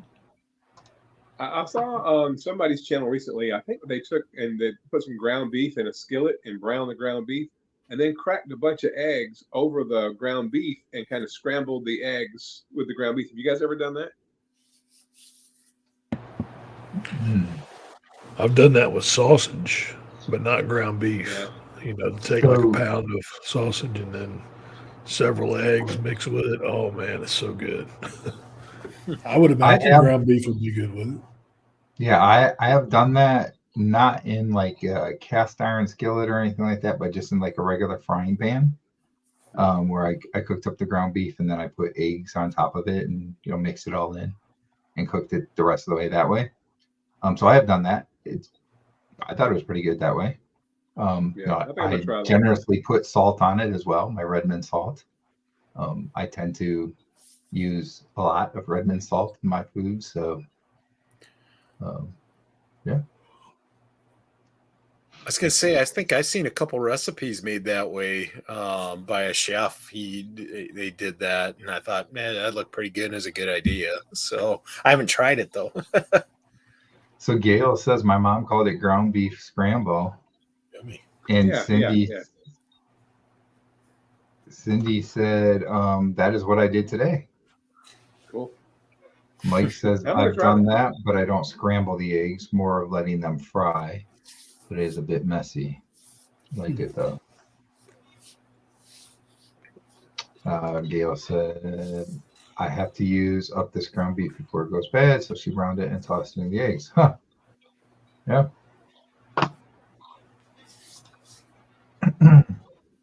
So I've got one thing that I've been kind of addicted to lately, and I get on these kicks where I do the one thing and I do it till I wear it completely out, then I move on to the next thing. But my thing lately in the morning, I know you guys probably do the same, but I'll fry up a bunch of bacon, and then I leave the bacon grease in there, and then I scramble my eggs in the bacon grease and kind of move it around real fast, and the eggs tend to absorb a lot of the bacon grease, and then the eggs taste like bacon. So it's like bacon flavored eggs. I've been doing that pretty much every morning lately for probably 2 weeks now. I just love it. I typically I'll do that sometimes, John. I do like a I'll fry a couple of eggs over easy in that bacon grease because I love how that warm yolk tastes, man. It's so good. But I've not got the what'd you say, pasture raised Right. type eggs. I'm gonna get some of those because I definitely want to try it. But I will then pour the grease out, into a cup, the bacon grease, and then I'll take off a big hunk of butter, and then I'll scramble my eggs in the butter. So I'll, melt the butter and scramble them up like that, and then put more butter on top of the eggs. You can get those eggs at like Walmart, or not Walmart, but Sam's and Costco. Costco's a little more expensive, but they're pasture raised. It says vegetarian fed, but they're pasture raised, so you know the chickens are pecking at the ground. They're getting the grubs and the worms and the bugs, the things they're supposed to eat. Right. And I mean, you can't believe the difference in the taste and the difference in the color of the yolk. It's almost a blood red, and it's such a rich flavor that you'll never go back to eating the cheap eggs again if you can afford those eggs. And I'm sure they're probably much more nutritious because these chickens are, they're free to roam. They're not locked in a 10 by 10 cage with 1,000 other chickens. So there's less stress. So the chickens are healthier, thus the eggs are healthier. And I'll probably never go back to the cheap eggs unless money gets really tight and I don't have any choice. Because these things are about $4 or $5 a dozen, but you get the 18 pack, it tends to be a little less per egg. I can tell the difference between the Eggland's Best eggs and regular eggs. I mean, I can tell the difference in the taste. Not much, but I can tell that there is a difference. And you talk about different things in the industry that I'm in. I go around to a lot of these meat processing type places. And I was in Pennsylvania last week at it's called Bell and Evans. I'm not sure how, it's a pretty big size in the Pennsylvania area. But their chicken is called air chilled chicken. So I'm not sure if I don't know I just know they're air chilled. I don't know what's air chilled, if the chickens are air chilled before they slaughter them or whatever, but I did go to their retail store because I wanted to try the chicken. And I got some chicken breasts, and it was good. It was really good. I made some bacon wrap. Again, here we go with bacon. Bacon wrap chicken bombs, I called them. I cut some chicken breast up a little bit in squares, and then wrapped the bacon around them. And put those on the grill. Real good. You guys ever get the rotisserie chickens from like Sam's or Costco or Walmart or somewhere? The pre-cooked rotisserie chickens. I don't know, but I've heard that they're not necessarily the healthiest. Because I get one every once in a while. I'll get a rotisserie. If I want to, I sometimes make that what they call that buffalo chicken dip, which is technically, I guess, is carnivore because it's. It's aside from that buffalo sauce, but it's cream cheese and cheddar cheese and the buffalo sauce. Maybe some ranch in it, so that's probably not hardcore carnivore. But yeah, to make that buffalo dip, I've gotten those rotisserie ones before. I was gonna say we have a quick start, quick trip. They're in the Midwest, basically Minnesota or Wisconsin and Iowa. But I think they have a certain night where it's like $5.99 for a whole chicken. They don't have any carbs, so they're pretty good. I know when I was at Sam's Club here a couple weeks ago, boy, they were filling up that heat case with them, and I'll be there actually Saturday. I'm half tempted to buy one, but I think they're like $5.99, $6.99 or whatever. But they're pretty good. Typically, those are the best deals, the ones at Sam's, and they are down here. I mean, those are good sized chickens. Those are healthy chickens. Yep. So, Greg, do you have an update on the game for us? I think it is 27-13. The Ravens kicked a field goal. They threw a ball to the end zone, and the guy was out of bounds, even though he caught it. So, there's 9 seconds left in the third quarter. So, all right, on to the fourth quarter. I want to go back to something John had mentioned about the bacon and cooking eggs with them. I've definitely done that. So I take my bacon fat and store it in a little container, right? So I used to make my eggs with butter, and now I've been doing it with the bacon fat. Another thing I like to do, I have a cast iron pan. I season it with the bacon fat, and then like if I'm doing a steak or something in the cast iron, and a lot of times I'll do my steak like on my pellet smoker. But if I do it inside and I do it in the cast iron, yeah, I do. You put that bacon fat in there, and oh, it makes the steak taste so good. Same thing like if you do like chuck roast. I don't know if you've seen like Cassie from Carnivore Quest. If you've seen her thing where she does the chuck roast in the cast iron, and then she puts it like in the oven or whatever, That's and you great. put some bacon fat in there with that. It's so good that way. So yes, definitely, I love using the bacon fat on stuff. I always reuse the bacon fat. It's great. It's I making should me hungry even right now. I should really save my bacon grease. I usually cook all my bacon on my Blackstone griddle. It's got a hole in the back, and you put a little foil in the back, and it catches it. But usually I leave it sit out, and then stuff gets in it, so I never reuse it. But Mhm. you can buy a product called Bacon Up. I just saw it at Walmart last night. I think it's like $5.99. It's just like a tub of bacon grease. So you can buy it if you don't save your own. I should probably save my own because I cook so much bacon anyways. But yeah, it's pretty cool. Adds a lot of I think flavor. I mean, I'll cook bacon usually on the griddle, and then I'll throw steaks on right afterwards and cook it in that grease. It's really good. I think they say if you save your bacon grease, you should probably strain it to get some of the little bacon chips out there. It helps it not go bad so quickly. Yeah. Strain it Yeah, with a strainer. I've got one of a container thing that's like specifically for that. And so it has like the little strainer thing in it. So like when you pour the grease in there, it gets all the little chips and stuff. It's pretty cool. I go I back to got to some buy that one. comments here about the rotisserie chickens. Mike says he gets rotisserie chicken sometimes. It's okay. Really, my favorite has always been the dark meat. Yeah. And then he said $5 at Costco still. Cindy had said, we have gotten the rotisserie chicken from Costco, delicious, and $4.99. Did I catch up to all of them? Oh, Gail said, the ones they sell here taste like they based them with seed oils. Yeah, that's the one thing. Like, and I think I don't know how Costco's does theirs, but that's why I've kind of stayed away a little bit, because some of them are cooked like with seed oil. So I think you have to watch and see how they're cooked, find out how they're cooking it. Costco might not do that. I don't know. But Well, I they put definitely them heard that. they put them in a rotisserie, so maybe they might baste them with a seed oil or something like that. But they cook them Yeah, like in an air fryer. But it's the it's the rotisserie, it's the spit, and right. they're not cooked in anything. They're cooked in hot air, but they may baste them with some type of seed oil or something to keep them moist. Yeah, Or whatever. yeah. Let's see. Mike has switched us to pork belly now. I make a lot of pork belly. I just leave the grease and cook steak, eggs, burgers, whatever in it. Yeah, that'd be pretty good. All this food talk's making me hungry. I know. Me too. It's too late for all this. We should have a meetup and call it bacon fat. Mike Hey, says. I would be the first in line for that there, Mike. Let's go. Susan keeps a jar of bacon grease in her fridge. Unfortunately, Gail had to give up bacon to reduce her histamines. That's a shame. I'm sorry, Gail. Yeah, that sucks. Oh, It sounds like Susan is on board with Mike's bacon fest. we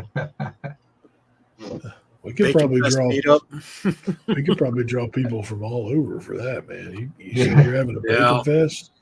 I gotta tell you, the first time I got hungry today is when Greg was talking about making 2 pounds of bacon earlier. Yeah. I should text my wife and say, "Can you bring me some bacon?" And then I can Oh eat it on man, the they're camera gonna for be you killing guys. us all. My family probably gets tired of me talking about it, but I mean, even when I come to this motel I'm at tonight, I'm a Fairfield Inn here tonight. I haven't stayed in a lot of Fairfield of these type properties, but I told him, I said, when I was checking in, I said, I can promise you, if you have bacon in the morning, and I know that you're going to be having bacon here, that I will be staying here every time I come to this area. So, and the lady said, I'm making a note right now, and I'm going to go tell them, what room are you in? Just come down and tell them which room you're in. You'll have bacon here in the morning. So it looks like I'm going to have some bacon tomorrow. Nice. Where are you at, Randy? What part of the country you in? I'm in Rock Hill tonight, just below Charlotte. So Oh, not too far from me. Yeah, I gotta drop off a few things. We have our cross dock is in Rock Hill, so I almost got back in time. It was at 3:30, and I got here at like 3:45, so I had to stay an extra night. So, yep. So Cindy says that they smoke their pork belly and then cut it up and crisp it up either in an oven or an air fryer. I need to try some. You of can that take the pork pork belly belly and cut it in little 1-inch cubes and throw it in an air fryer on 400 degrees for just a few minutes. And it crisps up the outside of it, but it still has that bacon flavor on the inside of it. And it's amazing. And it's really, really inexpensive. And it's really good.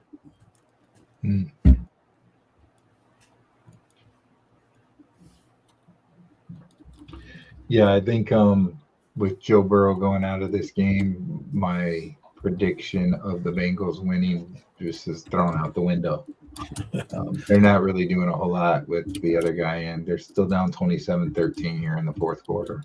I'm pretty close on the score again. If it holds true. Who's their back? You need to start playing the lottery. I said 24-17, so we'll see, but it's a little above for Baltimore. But who's Burrow's backup quarterback?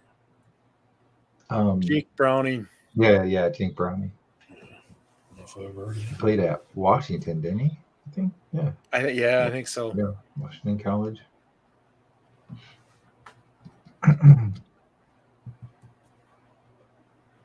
Wasn't he a backup? Wasn't he on Minnesota's practice squad early in the career or something? He signed with them as a free agent or something. Seems might like. have. Yeah, he might have. Becky is already conceding to Gail on the game. Do you refer to Becky because that is how do you say Ketovore? Is that how you say that? Ketovore. I can't even say it now that I'm Ketovore. Ketovore. Am I right? She would be in Oregon. Yep. Yeah. Okay, neat. I've always wanted to go out there too. I've never been to the West Coast out there like that. All right, thanks, Cindy, for coming tonight. Bye. Thank you, Cindy. It's good seeing you. Peace. Good night, Cindy. Becky says she has a lot of bacon grease in her fridge. Yeah, you guys are welcome to stay as long as you want, or if you have to get going, we understand because we kind of marathon it. So, but like I said, you're more than welcome to stay with us. So, yeah, I'm on my own tonight, so I can hang with you guys. There you go. I don't know. I might have some interesting career news coming up in the next few days. I was wondering because I know you've been pursuing some other stuff. Yeah, might be going back to driving an 18-wheeler, going over the road, but we'll see. I should know something by Tuesday. I've got to go for my physical this coming Tuesday, and if I pass my physical, then it's pretty much a done deal. But ironically, my current employer, when I told them I was thinking about leaving, they called me in the office and made me a pretty substantial offer to stay, which was flattering that they thinking of me, they want me to stay. But so if I don't do well at the physical, which I believe I will, but if something happens and it goes sideways, then I'm going to get a pretty substantial raise where I'm at. So it's all good news all the way around. Nice. Yeah. I'm excited to go back on the road. I enjoy being a truck driver. My wife, we go out. She's a school teacher, so in the summer she'd go out with me on the truck some, and sometimes over spring break. And it was just, since it's just the two of us, we don't have any dogs or anything. We can just take off and go whenever. It was really nice having her out on the road with me. And she's never been to Iowa. She's never been to Wisconsin. She's never been to the Dakotas. So we're kind of checking off as we get older how many states we've been to. So that's some states that I've been to that she hasn't been to.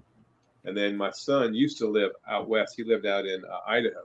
And so she went out there a couple times over the last couple of years, and they went kind of out of the Northwest, and I've never been out there. So we're hoping to get out there some too, and maybe get me to some of the states that I haven't been to yet. Cool. Trying to get all 50 before we kick the bucket, He's got himself a carnivore promotion. Yeah, that's right. Hey, you know, That's awesome. Those DOT physicals, man, it depends on who you go to. I mean, I've had some that I'm like, man, if this is the DOT physical, man, I'm worried about the people that are out. You know, some of them aren't not very thorough. I mean, yeah, it's it makes you wonder what are out there on the highways driving. yeah. So Well, my only concern now is my blood pressure. It's come down. I mean, my blood pressure when I started on July 1st was 200/110, and I've had high blood pressure for most of my adult life. And I took it today, and it was 140/77. So I'm right at that threshold. They want it to be below 140 and below 90. So the diastolic, the second number, is really good, but the top number, and I tend to get white coat syndrome because if I fail it, I don't have the job. If I pass it, I have the job. So there's a lot of pressure on that one number. So usually they have to take it a second time. Let me sit in a dark room and kind of take some deep breaths and come in and take it a second time where I can settle myself down. And how ironic is it that I worked on an ambulance for over 20 years and I've taken tens of thousands of blood pressures myself. And I get anxious when I get my blood pressure taken. Kind of ironic, that white coat syndrome. Do you end up going easy on the salt then, or not? I am right now. I'm really backed off on it because I've done that little test where I eat a lot of bacon because bacon has a ton of sodium in it depending on what brand you buy. And I use the Redmonds. I've been using a lot of Redmonds, and it does seem to make about 6 to 8 points difference in my top number. It doesn't really affect the bottom number. So we'll see. And I'm doing this 5K this Saturday, and I did some research today. I found out if you suffer from high blood pressure, you can get a tennis ball. Put a tennis ball on either hand or one in both hands and squeeze it as hard as you can and hold it for 1 minute and then relax for 1 minute. Hold it, squeeze it as hard as you can, what they call isometric. Squeeze it, hold it, and do that 6 or 8 times and take your blood pressure before and after, and your blood pressure on average will come down 10 points. And this is a medical doctor that has a video on YouTube that I watched today. Something about that isometric exercise causes your veins and arteries to expand just a little bit. So if you have to have your blood pressure taken, that might buy you some points, just from something simple like that. So are you on a CPAP? So I'm going to employ all this stuff to try to make sure I get in there. Do you use a CPAP machine, John? I do. So I was diagnosed with sleep apnea. So if you do that, then you have to, if I'm not mistaken on the deal, you have to, every year we have to get it's not every 2 years, it's every year if you're on a CPAP. If we come off the CPAP, it would be every 2 years. Is that right? Yeah. If you get a negative sleep study, of course, in order to come off the CPAP, you got to go and get another sleep study. And the sleep study would have to show that you don't have the obstructive sleep apnea. And I probably don't have it anymore. My wife says I don't snore at all because I was snoring like crazy before. And I've lost all this weight, but I don't really have the funds to pay out of pocket for a sleep study right now. So I'll just continue to use the CPAP machine. And for me, I was put on it about 10 years ago when I first went to work as a truck driver. And the very first night, it was uncomfortable. I didn't really like it. But from the second night on, it don't bother me at all. And I actually kind of find it as like a security blanket now. I kind of feel naked without it. So it doesn't bother me at all. If I wear it for the rest of my life, I'm okay with that. Yeah, I like it too because I feel like that, I don't want to be out there on the highways and, be dozing off. I don't want to doze off on the highways. Speaking of that, you guys talking about football. Remember Reggie White? Mm-hmm. Yeah. He died in his sleep. He had sleep apnea and was not using his CPAP machine. And ironically, I was there when he passed away. Wow. I'm a brush with greatness. Unfortunately, he passed away. He had actually become a pastor. He had put on a lot of weight since he retired, and he had a CPAP machine, and it was uncomfortable, cumbersome, and he didn't wear it. And I'm not saying he died as a result of that, but it certainly didn't help that he didn't use a CPAP machine. So anybody out there that may be watching or see this on the replay, if you have sleep apnea, I know the machine can be cumbersome and kind of uncomfortable. but it literally could save your life until you get your health under control. So if you have obstructive sleep apnea, that affects your blood pressure, your blood sugar. It affects everything. So if you've been prescribed a CPAP machine, do yourself a favor and wear it, every night if you can. Yeah, I get about cause 5. AFib too, right? Yeah, exactly. Yeah. I get about 5 to 7 hours a night. Yeah, with mine. So, I don't try, and I never try to sleep. But I mean, I may take a nap in the afternoon if I'm home on the weekends, which I'm home every weekend. So, but I may, and typically when I like tomorrow, whenever I drop that stuff off and I'll get home about lunchtime. I'll sit down on the couch and I'll doze off, for a little bit. But that's the That's what only happens to time. me. I'll be on the couch watching YouTube or something and fall asleep, and then wake up the next morning, and my CPAP machine's upstairs in my bedroom. And so once a month or so, I may fall asleep on the couch and don't wake up until the morning, and too late then. But if I go to bed, the first thing I do is I put my mask on, and I have the kind that just goes over your nose. It just covers my nose, so it's not so bad. And actually, I almost kind of miss it now. If I don't put it on, I feel like I have that sensation that something's missing. So I don't mind doing that. Yeah, you might be able to look at me and tell where mine fits right there. I mean, that's a full face mask, but it's been a lifesaver probably for me in the long run. That's one unusual thing I've had with the carnivore way of eating, that I've only heard a couple other carnivores say this, but since I'm a carnivore and really address all my other health issues, I'm sleeping obviously much better. I'm sure we all are. But I have great dreams every night. I mean, just amazing, fun dreams. It may involve my kids, something that we did when they were young. And my mom passed away about 5.5 years ago. My mom and I were really close. She was the life of the party, and she's in my dreams a lot. And it's just every single night I have a fun, exciting dream. It's the craziest thing. It's something I never because I got to where I wasn't dreaming at all. I guess I wasn't sleeping deep enough to to get into the dreams. But since I've done carnivore, it's been 100%. There's not been a night that I've slept that I didn't have a dream where I woke up in a really good mood. And that's one of those things I never anticipated with a carnivore way of eating to be there. As long as it's good dreams, right? Oh yeah, exactly. I had a bad dream the other night that I binged on some I don't know, Snicker bars or something. I'm serious. I was like, I woke up. It was so real that I was like, did I actually go and? You must have seen me in my living room. No.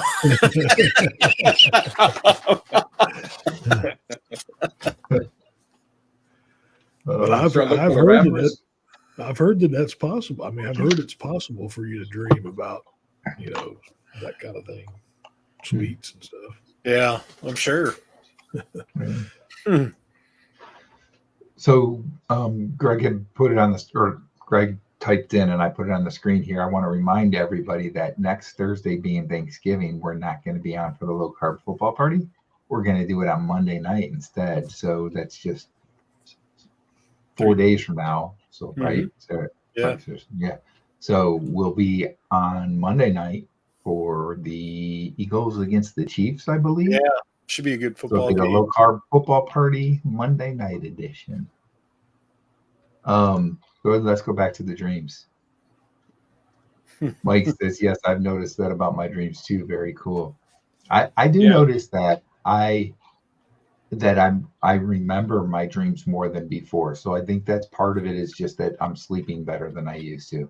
And I didn't have sleep apnea necessarily, or at least I wasn't diagnosed with it, but I did snore some before carnivore, and pretty quickly in, my wife was like, yeah, you don't snore anymore. So that's definitely a good thing that happens. Yeah, that seems to be a common theme of people that suffer from snoring. They say within the first 3 or 4 days, it seems like that's one of the first things that people notice that gets better with a carnivore diet. Yeah, I know mine improved. Definitely. I don't snore like I used to. Like you said, it didn't take long either. So. Becky says, I agree. Dreams are great now. I am finally getting 8 hours of sleep now. It took me a long time to start sleeping longer. You know what's interesting is I think I'm sleeping less now. Before carnivore, I always had to sleep like I had to get at least 8, 9, 10 hours of sleep, or I just wasn't functioning properly. And now I think I'm pretty much getting 7, maybe 8 sometimes, and I'm functioning properly. So it's interesting. I'm actually getting less sleep, but it's probably a better sleep. It's not as restless as it was before. So Like quality over quantity. yeah, I wish I could sleep 8 hours. I can't remember the last time I've slept that long. really. Yeah, like say 5 to 7. I mean, I'm usually I'm gonna at least wake up after about 4 to 5, and then I'll have to try it. I'll put the mask back on. I'll try my best to go to sleep for a couple more hours, and sometimes it works. So Mike says that he's good with 6 hours of sleep. Yeah, I mean, I'm good with it. I mean, but there's still a part of me that wishes, man, wouldn't it be great just to sleep 8 or 10 hours, and but there's just no way. Gail's getting 6 to 8 hours, but she still wakes up tired. Oh, big play in the game. Odell Beckham Jr. Oh, he got his clock cleaned at the end. Yeah. Wow. Of course, there's a penalty again on the big plays. It seems like it's been that way the entire game for Baltimore, right? Yeah. Every time they've had a big touchdown or something, there's been a flag. This one didn't go against them, though.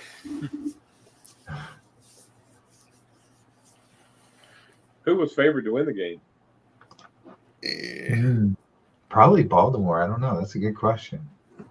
We knew it would be a close game, but so far Baltimore's been. Mike says Cincy is toast. Yeah. And then he said the refs have made some bad calls. I haven't been paying that much attention to know if they've been good calls or bad calls. I just know that I've seen. It seems like every time they scored, there was a penalty. Yep, there's 7:10 left in the game, and Baltimore's inside the 10-yard line of Cincinnati with 7 minutes left in the game.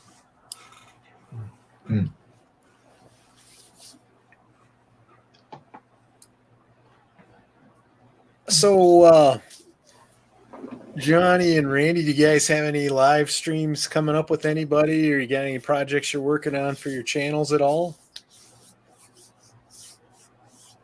Just for me, I'm doing I'm going to document the Thanksgiving plan, what we talked about earlier. And I'm going to, maybe a couple of days after that, document and say, hey, this is what I weighed and this is what I weigh now, or this, if I have any more joint pain or if anything comes back, kind of document just my experience with that. I was just on this last Sunday, I was on with Carnivore Backwoods with John.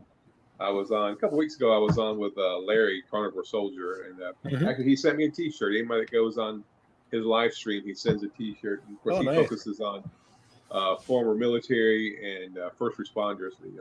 His thing is mental health and PTSD with people in the military and first responders. So that's kind of his focus. So it was really, really cool to be on his channel as a former first responder.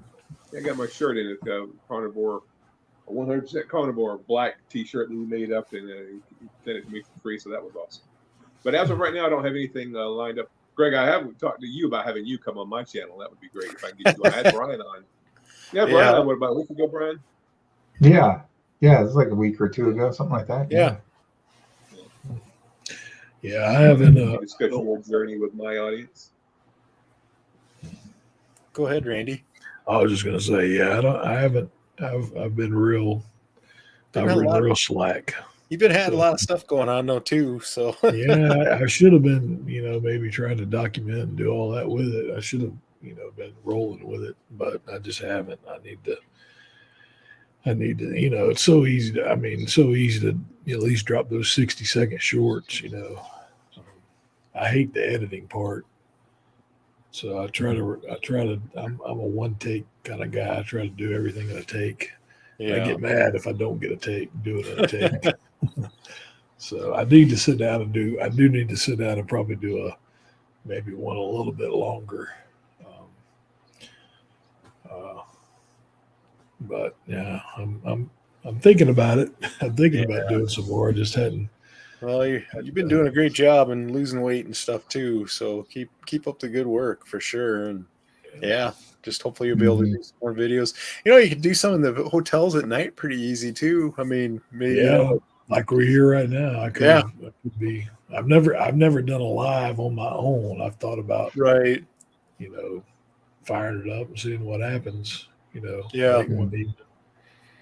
It's kind of nice doing it with other people, just for the fact that you have some other people that talk to and stuff. But it definitely, I'm sure people would tune in. So for sure, I want to do I'd like to do Dave Mack. I think that's one guy that I would like to. But I haven't reached out to him, or I know he does, but I think he'll do about anybody.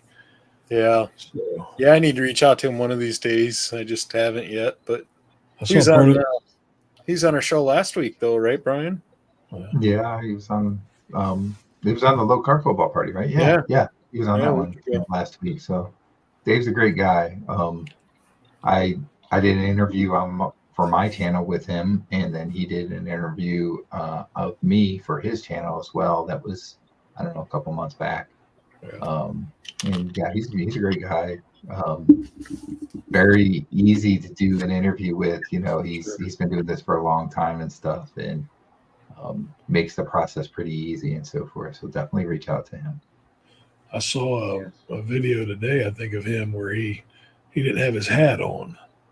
It almost didn't look. Yeah, he's always got the hat on, right? Yeah. He's got a video out. I guess it came out today. He didn't have the hat on. Yeah, it's weird. Yeah, I was on with Dave. He was the second person that interviewed me a couple months ago, and that was it was good. Like Brian says, he's just an extremely easy. He sets you at ease, and he's so good at letting you talk, and then maybe prompting questions that maybe you didn't think about or whatever. So he has a knack for it. Definitely, I'd recommend reach out to him and go on his channel. It'll give you some exposure. Plus, he's just a great guy, and you may inspire somebody. Because his videos get 3,000 and 4,000 and 5,000 views pretty quickly. Yeah. So he's got a pretty good reach. And Randy, your story might be something that would touch other people that maybe mine or Greg's or Brian's wouldn't. So the more people we can reach out to, the better, I think. And Dave's a fantastic guy. Yeah. Okay.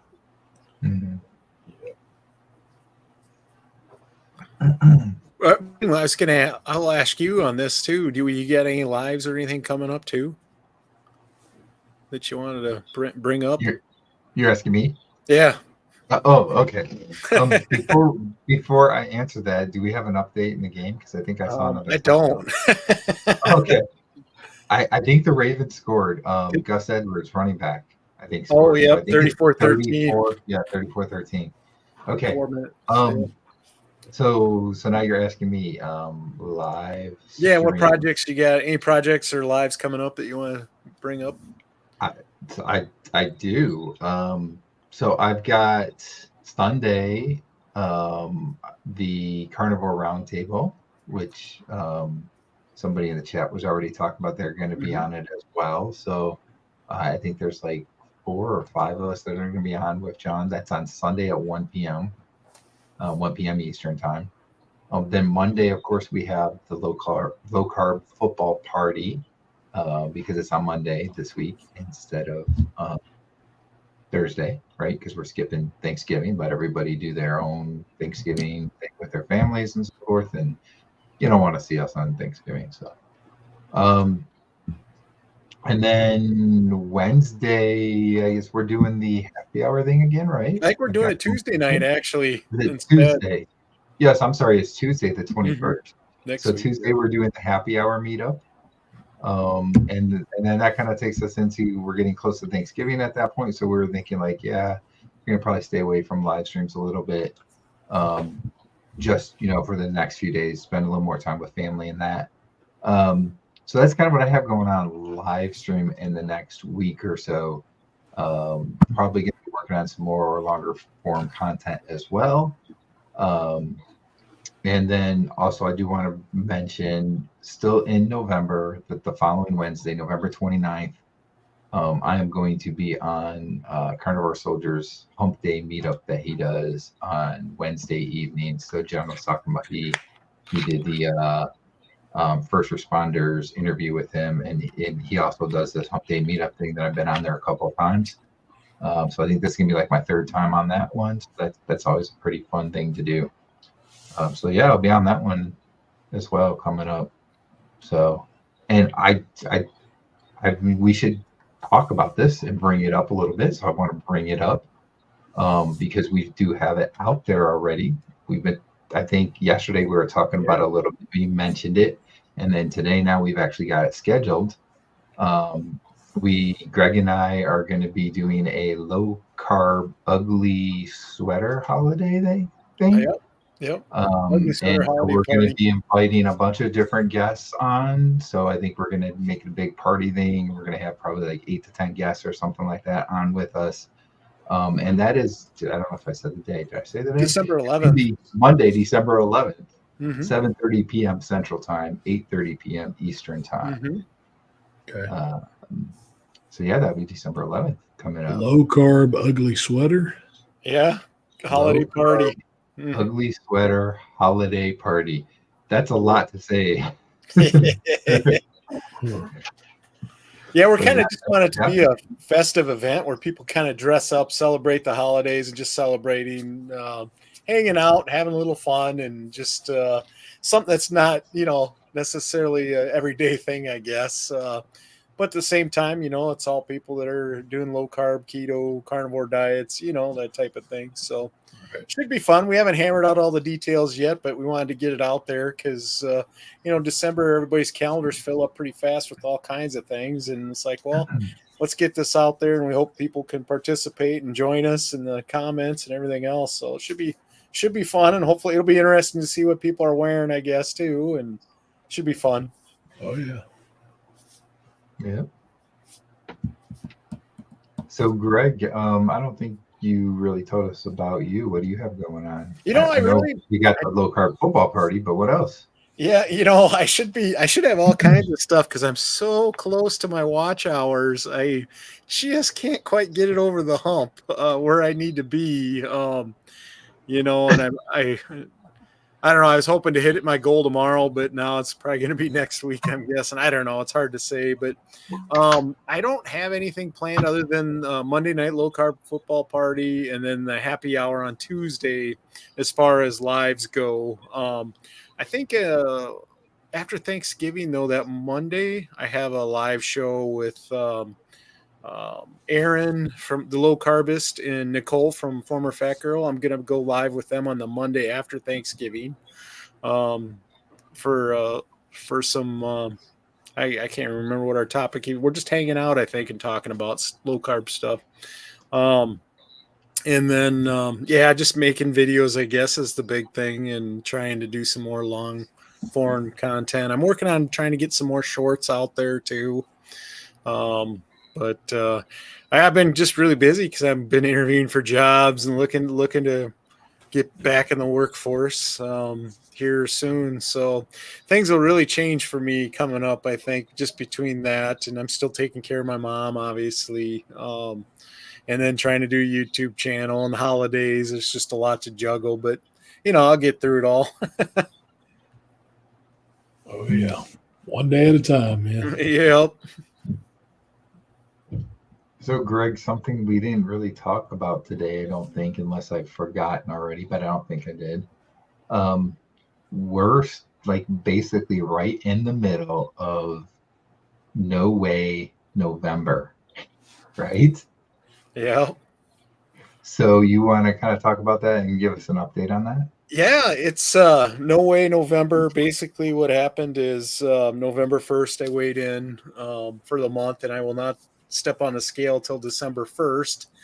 It's just kind of one of those things that helps you focus on some of the non-scale victories, but I'm hoping that it'll help keep me a little more disciplined because I don't know where the scale's going to be come the end of the month. And I want to, obviously, the goal is to lose weight and be successful that way.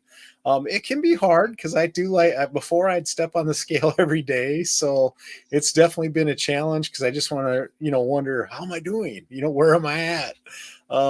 So I guess that's been a little bit challenging, but I kind of wanted to do it to hopefully stay on track on, being really good, and especially through the holidays. And, that'll be on the back of my mind come Thanksgiving is like, Greg, you weigh in 7 days or whatever it is, and I'm hoping that, I'll be successful and drop some weight. My clothes feel a little looser. I feel like I'm a little smaller, but it's just hard to know. How about you? Yeah, so I haven't weighed since December 1st, and I've been, did I say December? I meant November 1st. November. So I've been itching to weigh myself because I do feel like I'm noticing some changes in the waist. So I'm like, okay, does that mean I'm losing weight here? Let me see, because sometimes I don't really see the weight difference, but I see the measurement change, right? Mm-hmm. The change in the waist. So I'm wondering what's happening there, but I'm sticking with it, and I haven't weighed myself, so I've been good. I haven't weighed myself. I haven't even checked measurements or anything. I'm like, I'm gonna wait till December 1st. So I've been sticking with it. So we'll see how it goes. Becky's doing it with us, I know. Yep. She says she's not happy about it. I didn't know about it. Yeah. There was I gotta say it's gonna be tough because you got Thanksgiving, right? And like you gotta be good on Thanksgiving, or else you might mess yourself up with the weigh-in in early December. So I don't know. There was a score in the game, by the way. The Bengals scored a touchdown. So oh wow. It's still 34 to, I think it's 34-20. It's a day late, $1 short for them tonight. Yeah, there's only probably 3 minutes left in the game. I'm guessing maybe 2 something. Yep. Actually, 1 minute, 8 seconds. Oh, okay. Yep. So Mike says there's no way I'm doing no way I'm doing no way, but I am no way. So there's that. There's that. So Greg, I saw your video when you first put out the video about doing it back at the very end of October about doing the No Way November, and I got to come clean. I don't have the willpower to do that. I step on that scale every morning. I could lie and say I'm going to do it, but I've just been lying. That's my weakness. I'm going to step on that scale every day and kind of check it. I don't have enough strength. Kudos to you guys. I don't think I could go an entire month without stepping on the scale. I don't have a good scale. I mean, like I said, I'm pretty good size, and I'm in a group of in case I doubt they'd be watching, but it's older ladies. There's a group, and I think they have these around the country. It's called TOPS, taking off pounds sensibly is what it stands for. But I basically got in there because they had scales that I could weigh on, and they were really good type scales. So I typically, I've had a week off during the year or during the month. That week they have a weigh-in on Tuesday night. So once a month is what I've been weighing, and that's been my. But the bad part about it is the weigh-in is at 5 o'clock in the afternoon. So it's like on those days I fast. And I try not to even drink anything, because I'm like, it's going to mess up, because always you're weight less in the morning time. So yeah, it's kind of a rough ride on those days. But I don't know when I'm going to be able to. I don't know when I'm going to be able to get a good weigh in, because the next time that I will have a week where I would be home is actually going to be the Tuesday after Christmas, and I'm sure they're not going to have a meeting the Tuesday after Christmas, so it might be after the first of the year before I get to weigh in again. Yeah. Regular, but like I say, I have weighed on these hotels that have the old fashioned thing, that little scale that moves across. I've weighed in on those. And, couple times this month because I didn't know about No Way. So Yeah. I guess I'm out the door on that one. It's kind of a last minute challenge, and I stuck it out there. But it's one of those things. Well, I'll probably do something again sometime. But it's funny you bring up tops. I got a story to tell. All right. When I was a kid, my mom was overweight, and I was overweight. I actually attended Tops meetings. I weighed in, and I actually won a spatula once for being the biggest loser. Spatula. Yeah. You got to pick a prize, and it was wrapped, and I picked it out, and I won it as a spatula. I lost like 13 pounds or something. It was my first week, Wow. Yeah, I went to a Tops meeting and weighed in with the ladies. It's been kind of fun. I mean, they and like you say, the big loser. I mean, they have this little song, "You're the big loser, you're the big loser." I can't remember how it goes, but it's we stand in awe of you. I think they say, it's a group of people. They're just trying to encourage each other. I didn't even know they still did. They were still out there doing that. That's interesting. Yeah, there's chapters out there, and I think they've got some, some online type stuff too. But there's. So I'm kind of bummed I'm not going to be able to get a good weigh in on those scales before the end of the year. It doesn't look like. Well, Randy, what about other things like your measurements? Have you noticed like me? I've gone to just today. I went to the next hole on my belt. I'm in the 6th hole on my belt. Pretty soon I'm gonna have to buy a new belt because I started out on the very first hole and I haven't lost any weight. I weighed 232 even this morning, and I've been in that 231, 233 range for about 10 days now. But I moved to the next hole on my belt, and I was putting in the 5th hole. I put it in the 5th hole, and it that much from even touching my stomach. So I went to the 6th hole, and that's with 0 pounds lost. But something's changing. I've got one more hole on this belt that I've got right here. So, and I was thinking about that today. It's funny you mentioned that. I've been thinking about I need that because I know walking. I mean these pants right here, man, that I've got on, they're way too big for me now. I mean they. If I go to the restroom, I mean, if I undo my belt, man, they're going to the ground. I mean, just like that. I mean, they're dropping. So isn't that a great feeling though that you got to get new pants?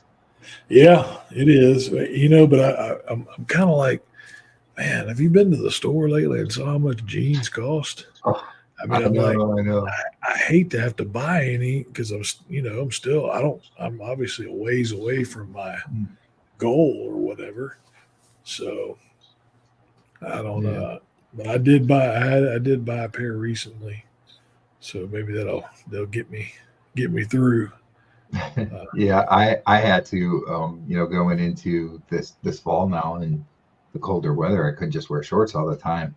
And my wife was like, "Yeah, you can't wear those jeans anymore. You look like a clown. They're so baggy." So I just got a new pair of jeans, and that's what I wear now. So I'm gonna probably have to get another pair, pairs going. You guys probably saw in my video where I went to Bass Pro Shops and I bought a pair of jeans. They're $20, and I think they're 44 32s. And it wasn't a month later, and they didn't fit me anymore. Well, I went the other day here it's been a month now. I bought 40 30s. I was like, I couldn't believe it because I haven't worn a size 40 in a long time. But speaking of belts, talking about belts, I got another story.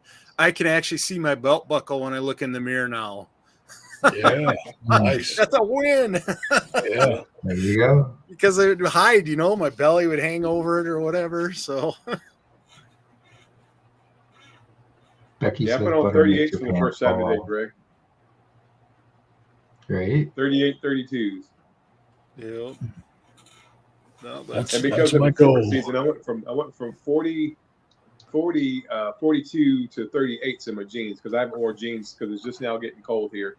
I was wearing 40 shorts, but the last pair of jeans I had were 42. So I got a bunch of size 40 jeans. I just skipped right past them because I've been losing weight and gaining weight for a couple of years. So I've got a closet full of all kinds of different sizes. Yeah. So I put on a pair of 40s this morning. I said, no, this ain't going to work. So I put on a pair of 38s so they fit. So that's pretty cool. Well, the game is over, guys. Yeah, the Ravens won 34-20. Michael just joined. Hi, Michael. Hey, Michael. Good to see you there. Yeah. Yeah, it's like right around the same amount of time. I think the game ended about 5 minutes ago, and that was like right around the 3:25 mark. It's always around the same time. It's crazy. It's starting to make me wonder if it's scripted to be that way. It makes you wonder, don't it? Yeah. One time it was going to be early, and then some guy got hurt, and next thing you know, it was at 3:30 again. Yeah, well, it's crazy. Well, it was really good having you guys on tonight, and congratulations again on your 5K. And like I said, it was great seeing you guys together on camera, and hope you guys can do some more of that. And maybe we'll join you down the road. That'd be awesome. It'd be fun to do that and do a get together coming up down the road for sure. Definitely. I want to hear about Saturday's 5K too, how it goes for you, John. Yep. And Randy, if you do the one that you were notes. talking about and coming up too, we want to hear about that one again too. So if you do that one. Yeah, I think the Keys would be a good place to do a video if it's not raining. You know. Yeah, good video. Definitely. At least I hope it is. Hope it's nice. Yeah, definitely. Mike All right, says guys, there's I a appreciate it. conspiracy It was theory. a lot of fun. Thanks for having me on again. Yeah, definitely. It was a good time. I was just gonna say real quick, Mike says there's a conspiracy theory out there that the NFL is rigged. I'll tell you, the way these games are going, I'm starting to wonder too. So I don't know. All right, though, I guess we should let it go. It's been 3.5 hours and the game's over already. So, like Greg already said, Randy and John, thanks for coming on. Thank you, everybody, for thanks for tuning being in here today, and all your comments and everything have been great. Remember, next week it's going to be on Monday. So we'll do the low carb football party on Monday night for the Monday night NFL game. And we'll see y'all then. Bye.